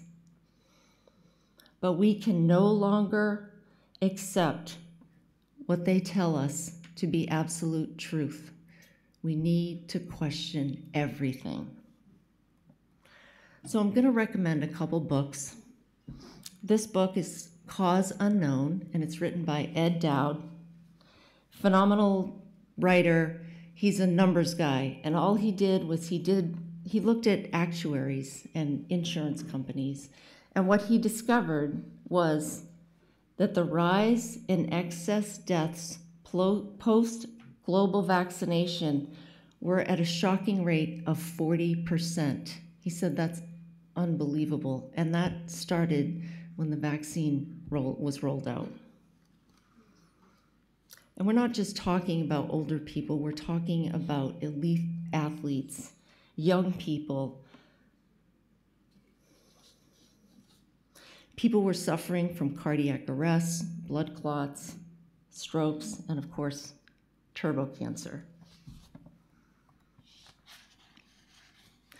These three books, The Real Anthony Fauci, Vaxxed, Unvaxxed, Let the Science Speak, and Turtles All the Way Down are 3 books that I highly recommend if you want to understand what happened during the pandemic, you want to understand about vaccines, and you want to learn how to protect yourself and your family. So we have a huge task ahead of us. We are in the fight of our lives, but not just in the United States, it's global. Each and every one of us plays a critical role. We must stand up for our rights and those of our future generations. We can no longer remain silent. The time is now to expose big pharma corruption and restore healthcare integrity. Reform Pharma and Children's Health Defense are on the cutting edge. We're paving the way for education, advocacy, litigation, and research. But we can't do it alone. We need your help. Please get involved. It will make all the difference. Thank you.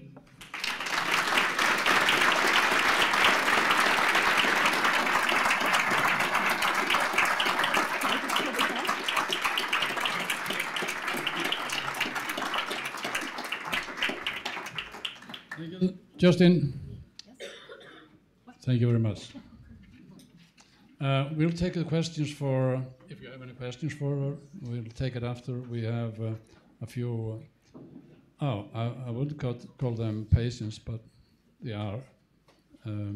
Is going to come first of our truth tellers is Hugi, a great guy that I know a little bit. Welcome. We'll take the questions after.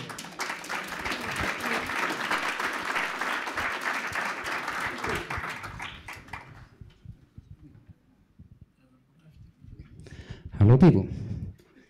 So I was not yesterday, a few days ago I was asked about to speak here and I was thinking like, I'm no professor, I'm no doctor. But the thing is, a few years ago, 2.5 years ago in August, 2021, then I was outside of a building here that was the vaccine center. And I was against my own will. I wanted to travel. I'm a tour guide. And there was nothing to do here except looking at the streets. And I wanted to go to Africa. I bought a building there. I want to make an orphan home there. And that's my goal now. And I sit outside in the car here, outside this vaccine center, and say to myself, and take a video and say like, I know I will regret this day. This is no common sense. There is something about COVID situation that took common sense away. People were saying yes instead of no, with things that were not making any sense. And when we spoke about it, it's like shut up. And this is what I noticed. I went there inside, wait with my arm, and this is like, hallelujah, you are coming here into heaven, we are gonna do your good life. And it's like, Jesus Christ, stop this, put this in my arm, and I will never, never be happy with this. What happens now? In December, I'm driving all days, and I have a bad shoulder here, and I'm massaging this up here. It's like, strange, this leads here up, and this leads up, and I take it around, and then I feel like there's a big bolt standing out of my neck here. I'm like, this is not right. This is like a balls. My balls are there, not here.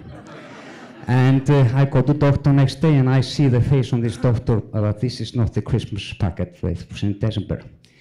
And to make a longer story short, this is third stage cancer. And I take it like I have to say, I've been thinking about my health, and I remember my father said one time to me here, don't be a chicken, chicken gets eaten, and that's why I'm here. I was chicken to come here, basically. What should I talk about? Speak the truth, speak straight out. I'm straight out with one thing.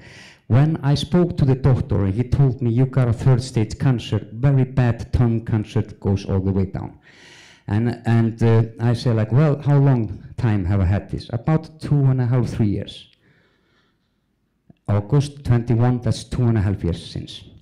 And I say straight to the doctor, that's the beep vaccine. It's not allowed to say the F word. And the doctor gets it's like a cloud. If I speak to doctors about this here in the hospitals, I just stayed here 5 days in the hospital, came home yesterday, because I've been losing now on 7 weeks, 26 kilos. I'm trying to starve this cancer away, out from being a chocolate soda addict over to eating almost nothing. And that has worked like that. Well, it's a good benefit. I had to go buy new clothes. They were falling off me. It's like all my belts are too wide and everything. Well, that's the only benefit actually. 1 to 3 years they gave me, and I refused to take the medical things. I took the radiation 35 times, and fine, 6 weeks, the 7th week, it was like hell going on. And COVID is gonna cost this. I'm pretty sure our generation, or my generation, is gonna get a lot of it here, around 60-year-old. And I somehow always, when I mention this to the doctors in the hospital, they don't wanna look at me. It's, they're living in some kind of disguise here. That this is not the thing that were protecting us. And this is what I always talked about, and there are not many people that are fighting against the COVID vaccines here. But there is one person here that I want to call up. Solveig, come here to me. This here woman, she really deserves a compliment when they were here giving vaccines to pregnant women. That made me angry. To poison for babies. This woman came here, and yeah, she was published as a mentally sick woman, basically, in the TV, in the radio. And I got mad. I wrote here a long write. I like to write. And I said, one day this woman is gonna get a compliment for what she was doing, but you are judging her now. And I want you to give her a good clap. Yes. Thank you for helping others. And I feel people, they really have to think about this. There are many things going on in the world here that seems to be like people are not facing the truth. What about the trans people? Man is a woman, woman is a man. What a bullshit. Sorry. I had to say this. People hate me for it, but this is my opinion. Same with this cancer thing here. Who's gonna pay people back what they are losing? The government takes the responsibility of the medical companies. The medical companies can do what they want, and it was always told in the beginning, we're not gonna make any money of it. It's just gonna be for the people. I don't remember how many billionaires COVID has been creating. How much benefits is behind this, and all the interest for many people. This is corruption. Must be educated people that know the difference on yes and no. They switch these things. Educated people that know so many things, they suddenly start to say bullshit. We don't want bullshit. We want the truth about this COVID thing. And I want to thank for this convention here, or what we call it here, this meeting. And say yeah, use your time. I mean, we never know when it's going to get shorter. Thank you.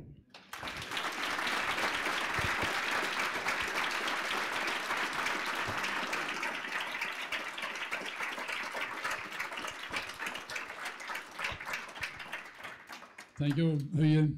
Courageous speech. Gracias. Next in line, we'll take all the questions afterwards, as I said before, and want to invite Tobba to the scene. Tobba.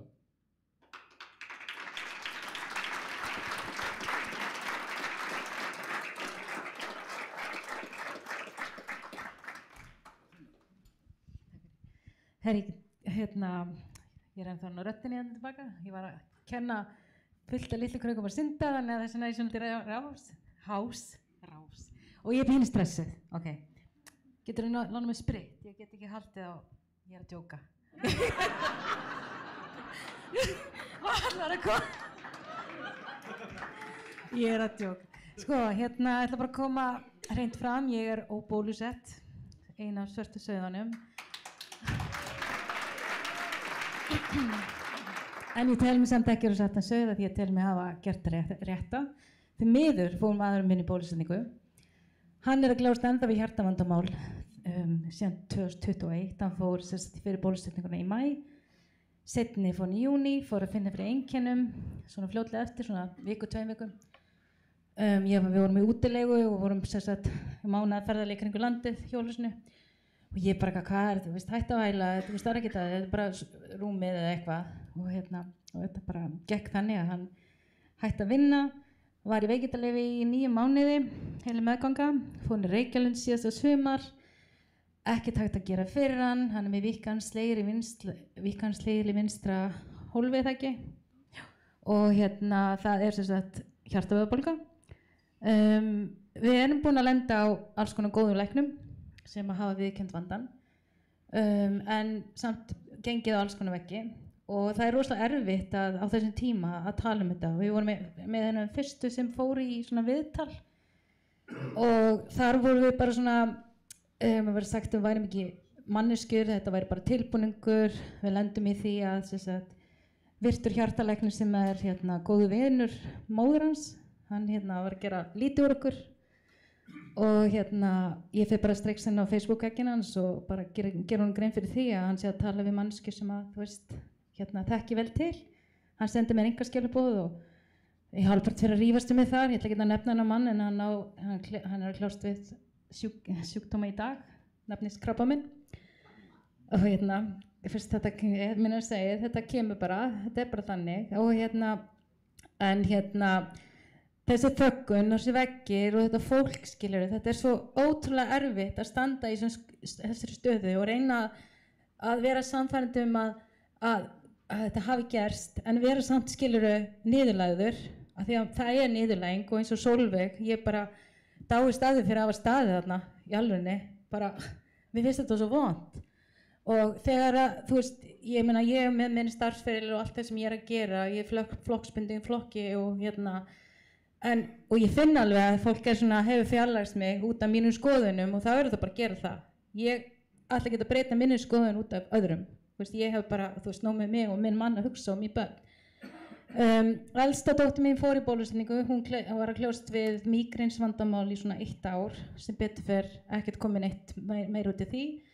Mín yngstu 2 fóru ekki. En sem sagt, Árni lendir í því bara núna, hvað var ekki síðustu viku, vorum úti á tenni. Þá fær hann sem sagt mikinn verk fyrir hjarta. Hann labbaði bara hann labbaði svolítið kraftgöngu og lá bara í 2 klukkutíma eftir, bara með mikinn verk. Og þetta er bara eins og búa með tefandi tímasprengju. Við vitum aldrei hvað gerist. Ég er bara þakklátt fyrir hvern dag sem hann vaknar við hliðina á mér. Og þetta er bara ótrúlega erfitt að, þú veist, vera en mér finnst frábært að koma og sjá ykkur öll og að vita það að það er komin einhver vitundavakning. En bara, Árni, vilt þú koma og segja eitthvað? Ertu góður? Klappið hann upp, hann er gaman að tala.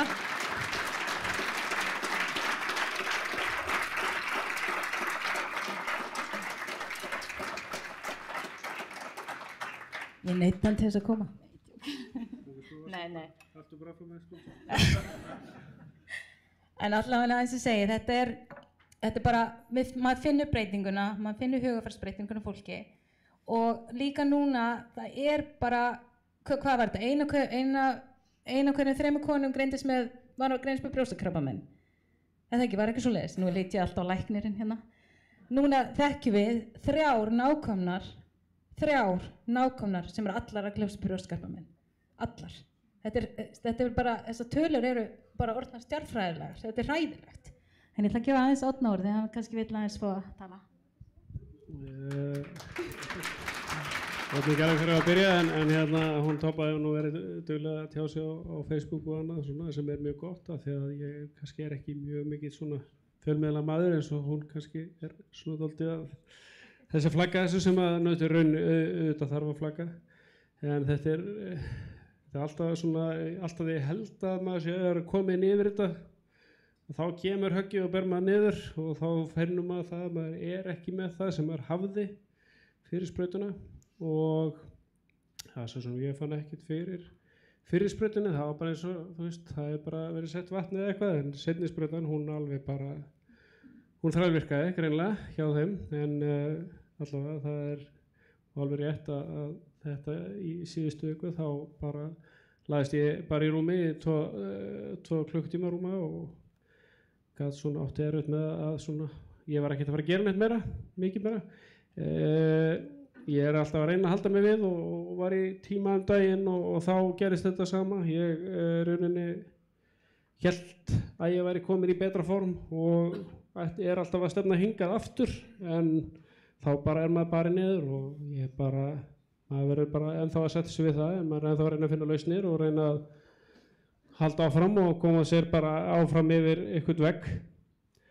Þannig að vonandi bara, þetta bara frábær vettvangur líka bara til þess að tala það sem þarf að gera og ég mjög feginn fyrir þá sem alla það sem fór ekki í sprautun, það alveg klárt og líka alltaf svo leiðilegt að hlusta á það þegar að fólk var að tala alltaf já, en þú hefðir ekki farið í sprautu. Ég meina, þú veist, hverjar líkurnar því að það kannski segjum bara að það séu 90% sem búið að sprauta, ég meina, þú veist, hvað allar geta fundið einhverja samsvörun á móti því hversu margi, hvernig varstu ef þú ekki farið í sprautuna því að það búið að sprauta flesta allar þessar sem að þú veist, að kljást við þetta líka.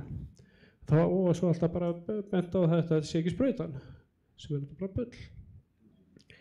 En Toppa vill örugglega bæta við hérna því að ég var ekki undirbúinn þannig að ég ætla að leyfa henni að taka smá orðið.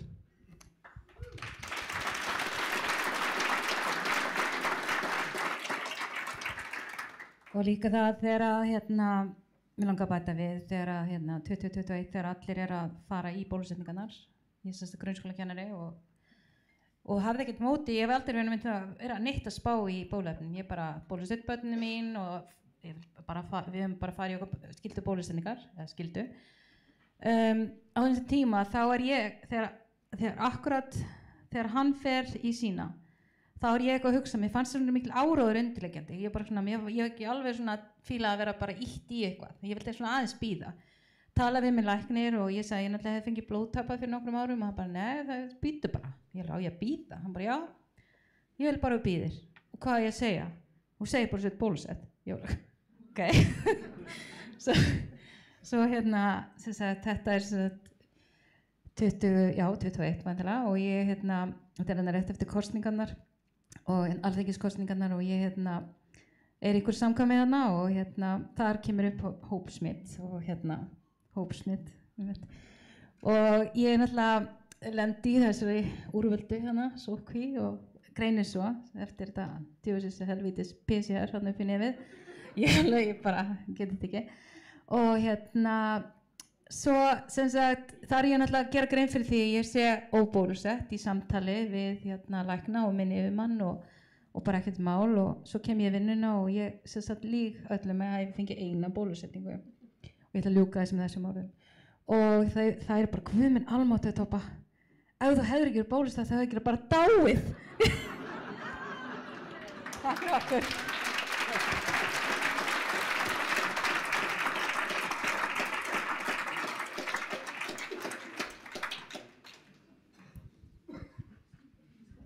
Thank you, Toppa and Árni. I don't know if you speak English or you understand? Okay. You probably didn't know anything what they were saying, but the husband was a very fit athlete before and after the. Tell me if I'm wrong, so correct me then. And after the vaccinations, he's damaged on the heart, so she is no athlete anymore. Just a little bit in English. Is Matthias here? Oh, okay. There you are, trying to hide. We'll take a few questions if you have any. I want to thank first. I'm very pleased to see Patience Hugi, and Árni Freyr Toppa. We need more of courageous people to let people know, because they have been gaslighted all the time.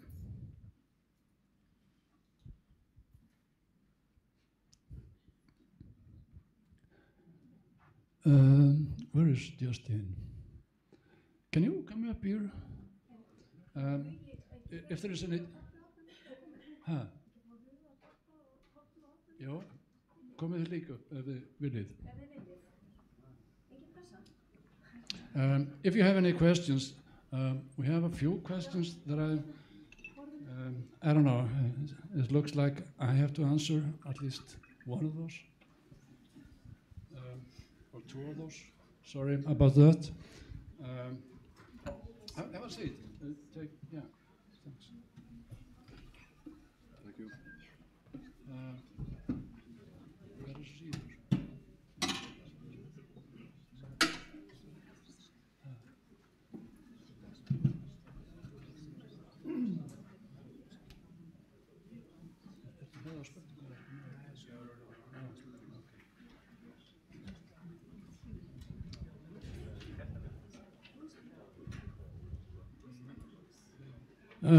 Okay, nice. Okay. Okay, Dr. Malhotra has gone away, but he's gone home. So we are having three, or if Toppa or Árni want to come, you're welcome. But you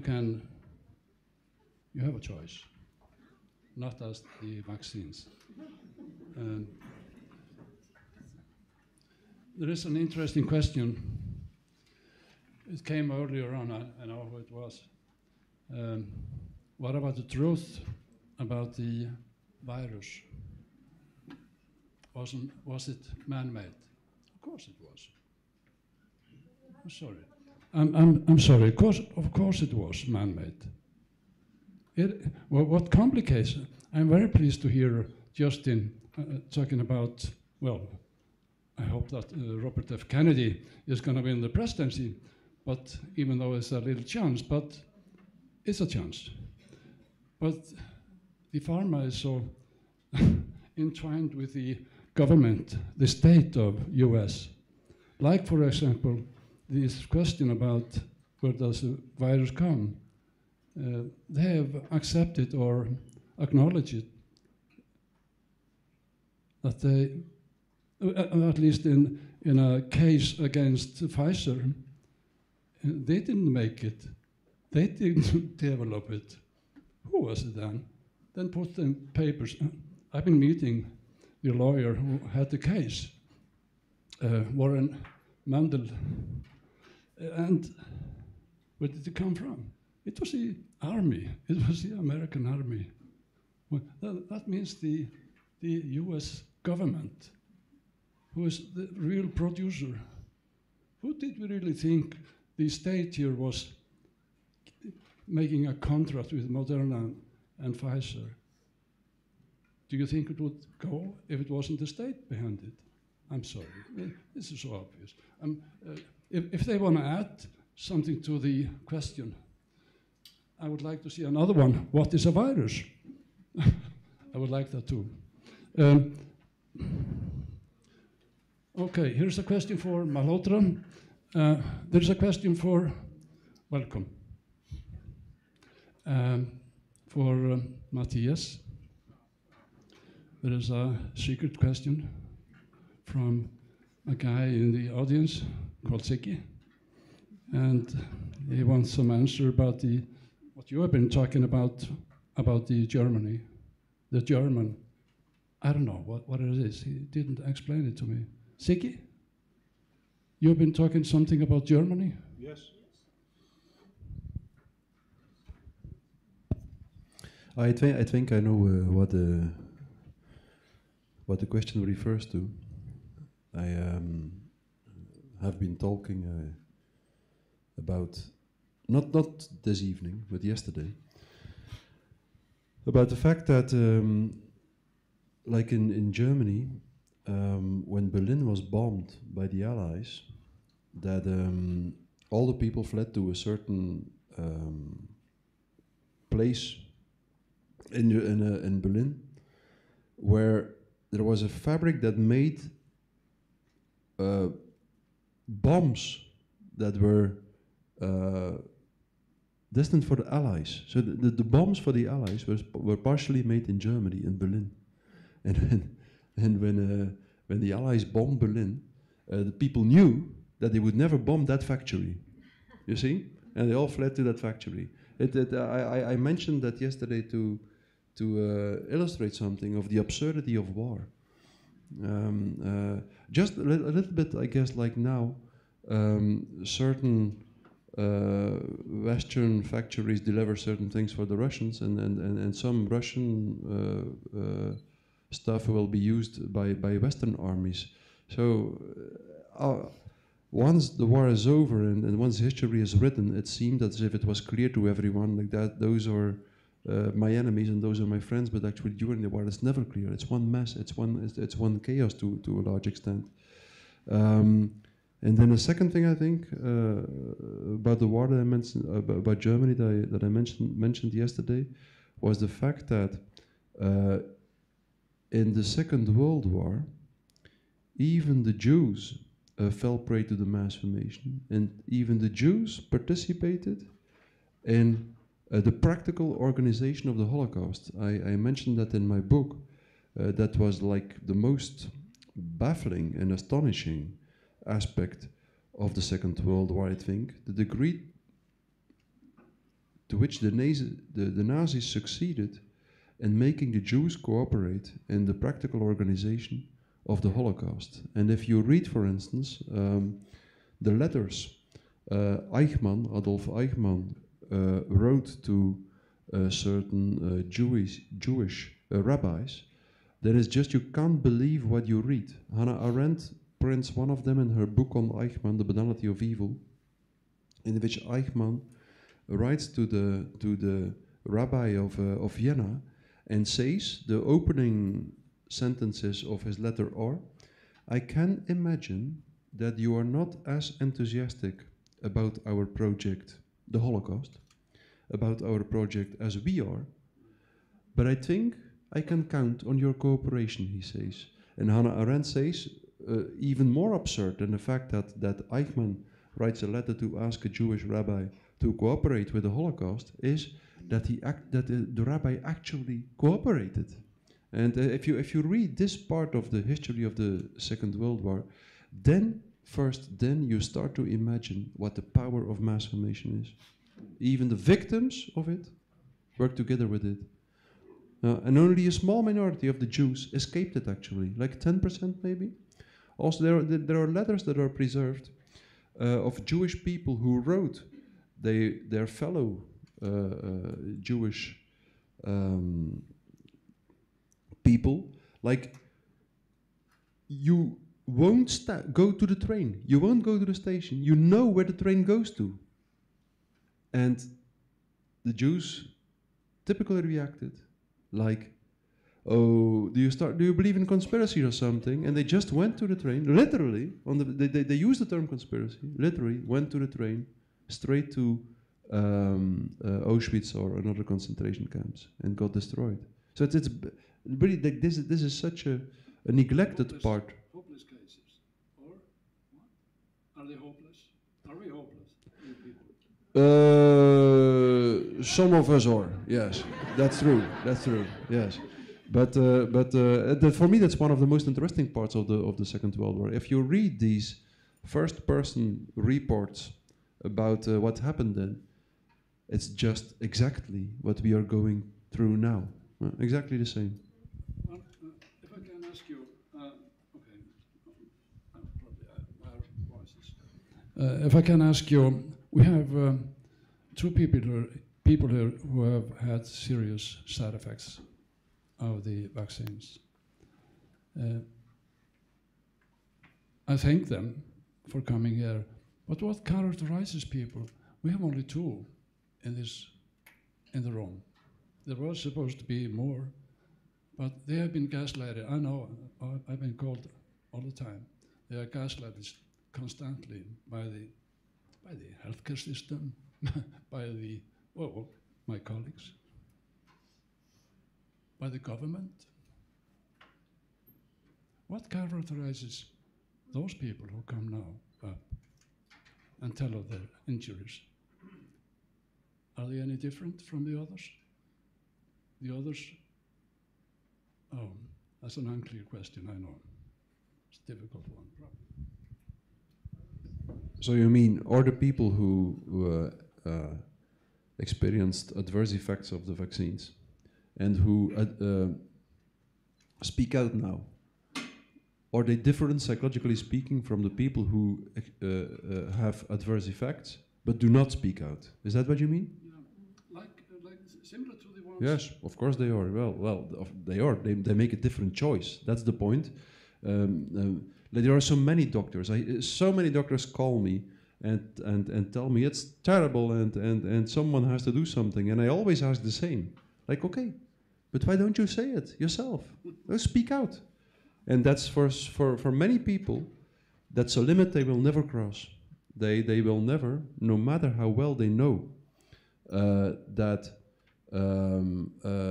they should actually take their responsibility and speak out. Many people will never do it. And it makes no sense to try to force them. It will be counterproductive.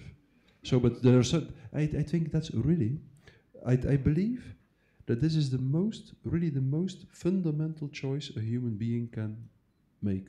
Is a choice for truth or for silence, lies, to hide and so on.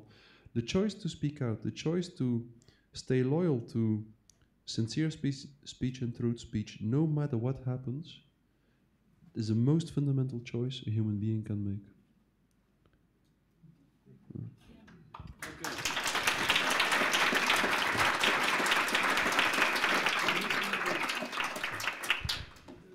Even a truth speaking the truth is fundamental. I agree with that. But where does courage come from? What is that? What is that? There's like a spice on the truth speaking. Does it come because you have used truth speaking so long time that okay, or where does the courage to speak the truth come from? Well, they have courage. Yeah, yes, of course. Some have it, some don't, but we can practice it. I'm sure about that. And I for 1 year and 3 or 4 months now, I have been giving these workshops on sincere speech, truth speech, bold speech, what the ancient Greeks called parrhesia. And many people in the beginning, or many people contact me and tell me that they believe that they will never find the courage to really step up and speak out. And I know for sure now that everyone can learn it. And I always encourage them, and I really try to tell that to everyone in the workshops, like start small. Start with small things. Like the people who follow my workshops, I invite them always to just every evening sit down, relax, and let all the situations in which they had a conversation with someone come to the fore, consider it, and wonder, like, okay, how sincere or insincere was I during that conversation? Just only that. That's the most elementary, basic exercise you can do.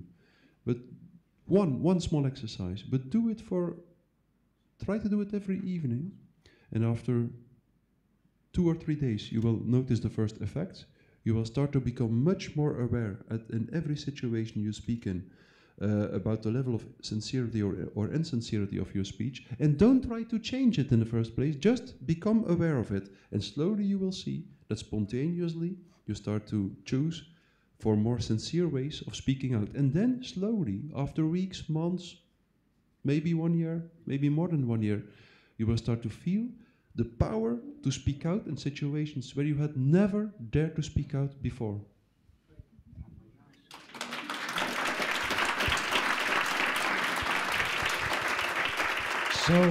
So you mean that we probably could have hope here for the next disease X? Thank you. I want to say one thing about the truth here in Iceland. That's like Iceland and around the world.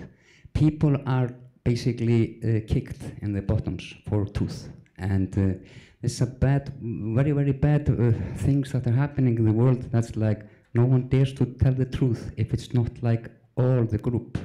Everybody follows the group.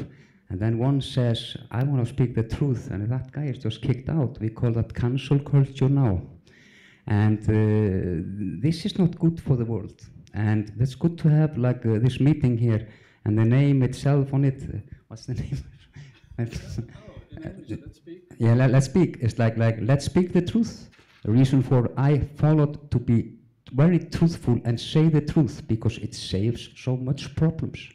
But it makes a lot of problems. People start to hate you, they judge you for this and that. But later on, they come maybe a few years later and say like, you were right, sorry. And that's quite a good moment sometimes.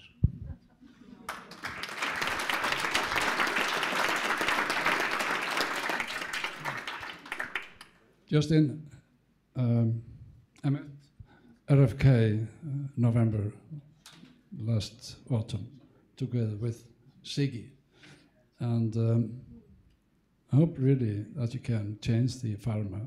Yes, you're correct.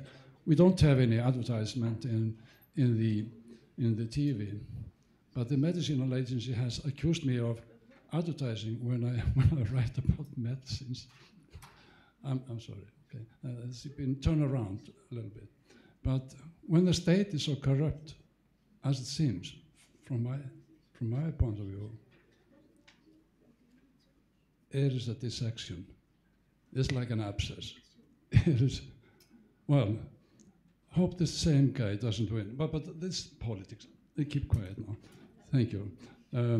You want to add something to the conversation?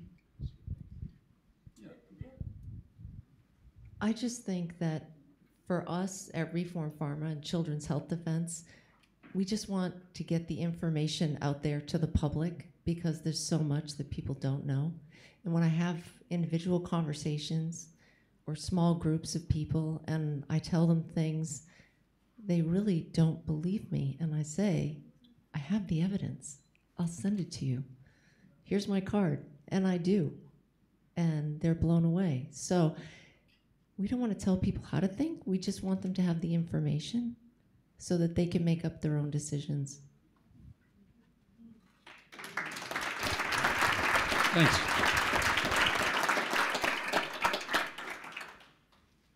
Thank you, Adni, for coming up.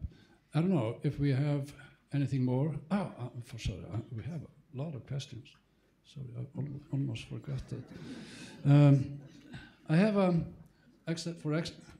besides the virus, where it's come from, there's a fantastic question here about, have anyone heard about indoctrinated brain? Okay, there's a German doctor who has written a book. He was recently on interview with Tucker Carlson, you know, that American guy. And he has been studying the brain and the brain function for about, I think, over 20 years. And he's warning about the effect of the spike protein that comes mostly with the vaccination. It has a killing effect on curiosity. I'm curious. I'm unvaccinated, so I'll continue. Maybe I might be safe, besides the shedding. But it has a deleterious effect on the hippocampus. That's an area in the brain near the amygdala, where the center of all emotions are. So it makes a flat mind. I don't know if it's true, but it sounds. And the question is, are the effects of the spike protein and vax multiplying the mass formation and creating a zombie society? That's for you. come again?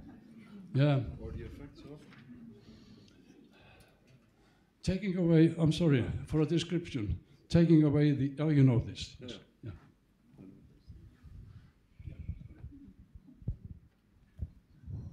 Yeah, or the effects of the spike protein and mass formation accumulating and creating a zombie society. That's a tough one, of course. It might be. It might be. Yes. I've not read the book of Dr. Nelsch, The Indoctrinated Brain, but I know what the basic content of is. You know, I just don't know, to be honest. I don't know. It remembers me a little bit of. Honest. That's truth-telling. I do my best. I remember Rudolf Steiner saying that once they would develop a vaccine that would take the soul away, and the work of Dr. Nelsch makes me think a little bit about that. If these biochemical processes happen, then indeed they will combine and accumulate and reinforce the psychological effects of mass formation and of all kind of other mechanisms which lead to more narcissistic and ego-driven personalities. Yes. Yeah. Easily controlled. Yes. Easy to be controlled. Yes. Besides that, Michael Nell says, man without the curiosity or creativity is a dead man. Mm. Okay? That's a harder punch. Yeah, that's true. I don't know either. I'm going to read that guy. Man without creativity and of course is dead. Is dead. Yes. And that's exactly what totalitarianism does, of course. It takes away every space for creativity. Everyone has to be the same. Totalitarianism uniformizes everyone, literally. Everyone has to wear the same clothes, to drive the same car, to live in the same house, and if you don't, you have to pay a CO2 tax or something else. Which is more dangerous, being called a hate speech by the government and probably die, also risking at least dying, or the okay, this is too complicated. Skip that. Nobody knows. You know what I mean? Yes, I think so.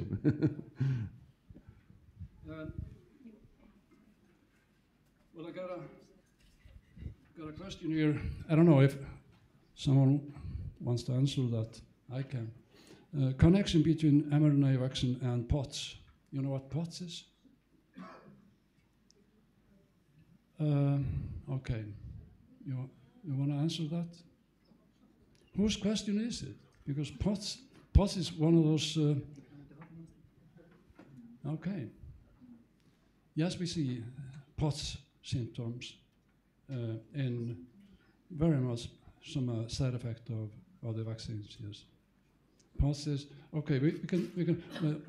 Before we had mostly women who had problem with their muscles, with their tiredness, with their brain fog, which we call.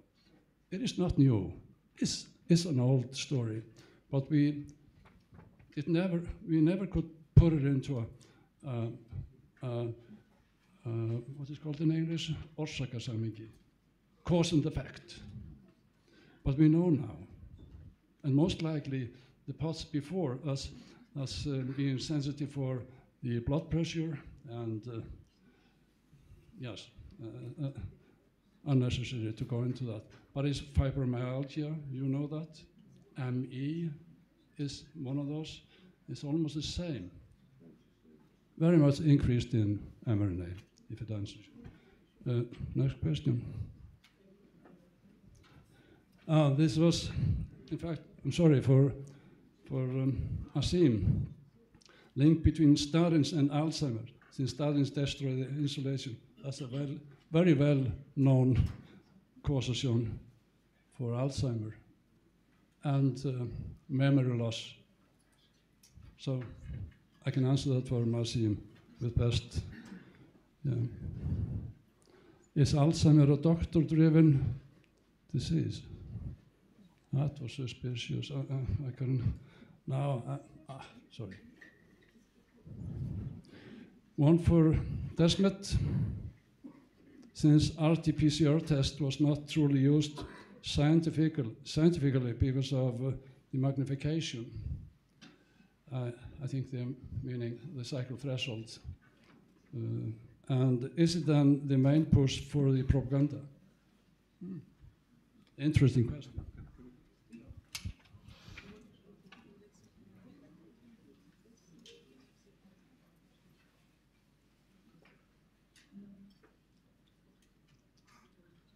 I can answer it.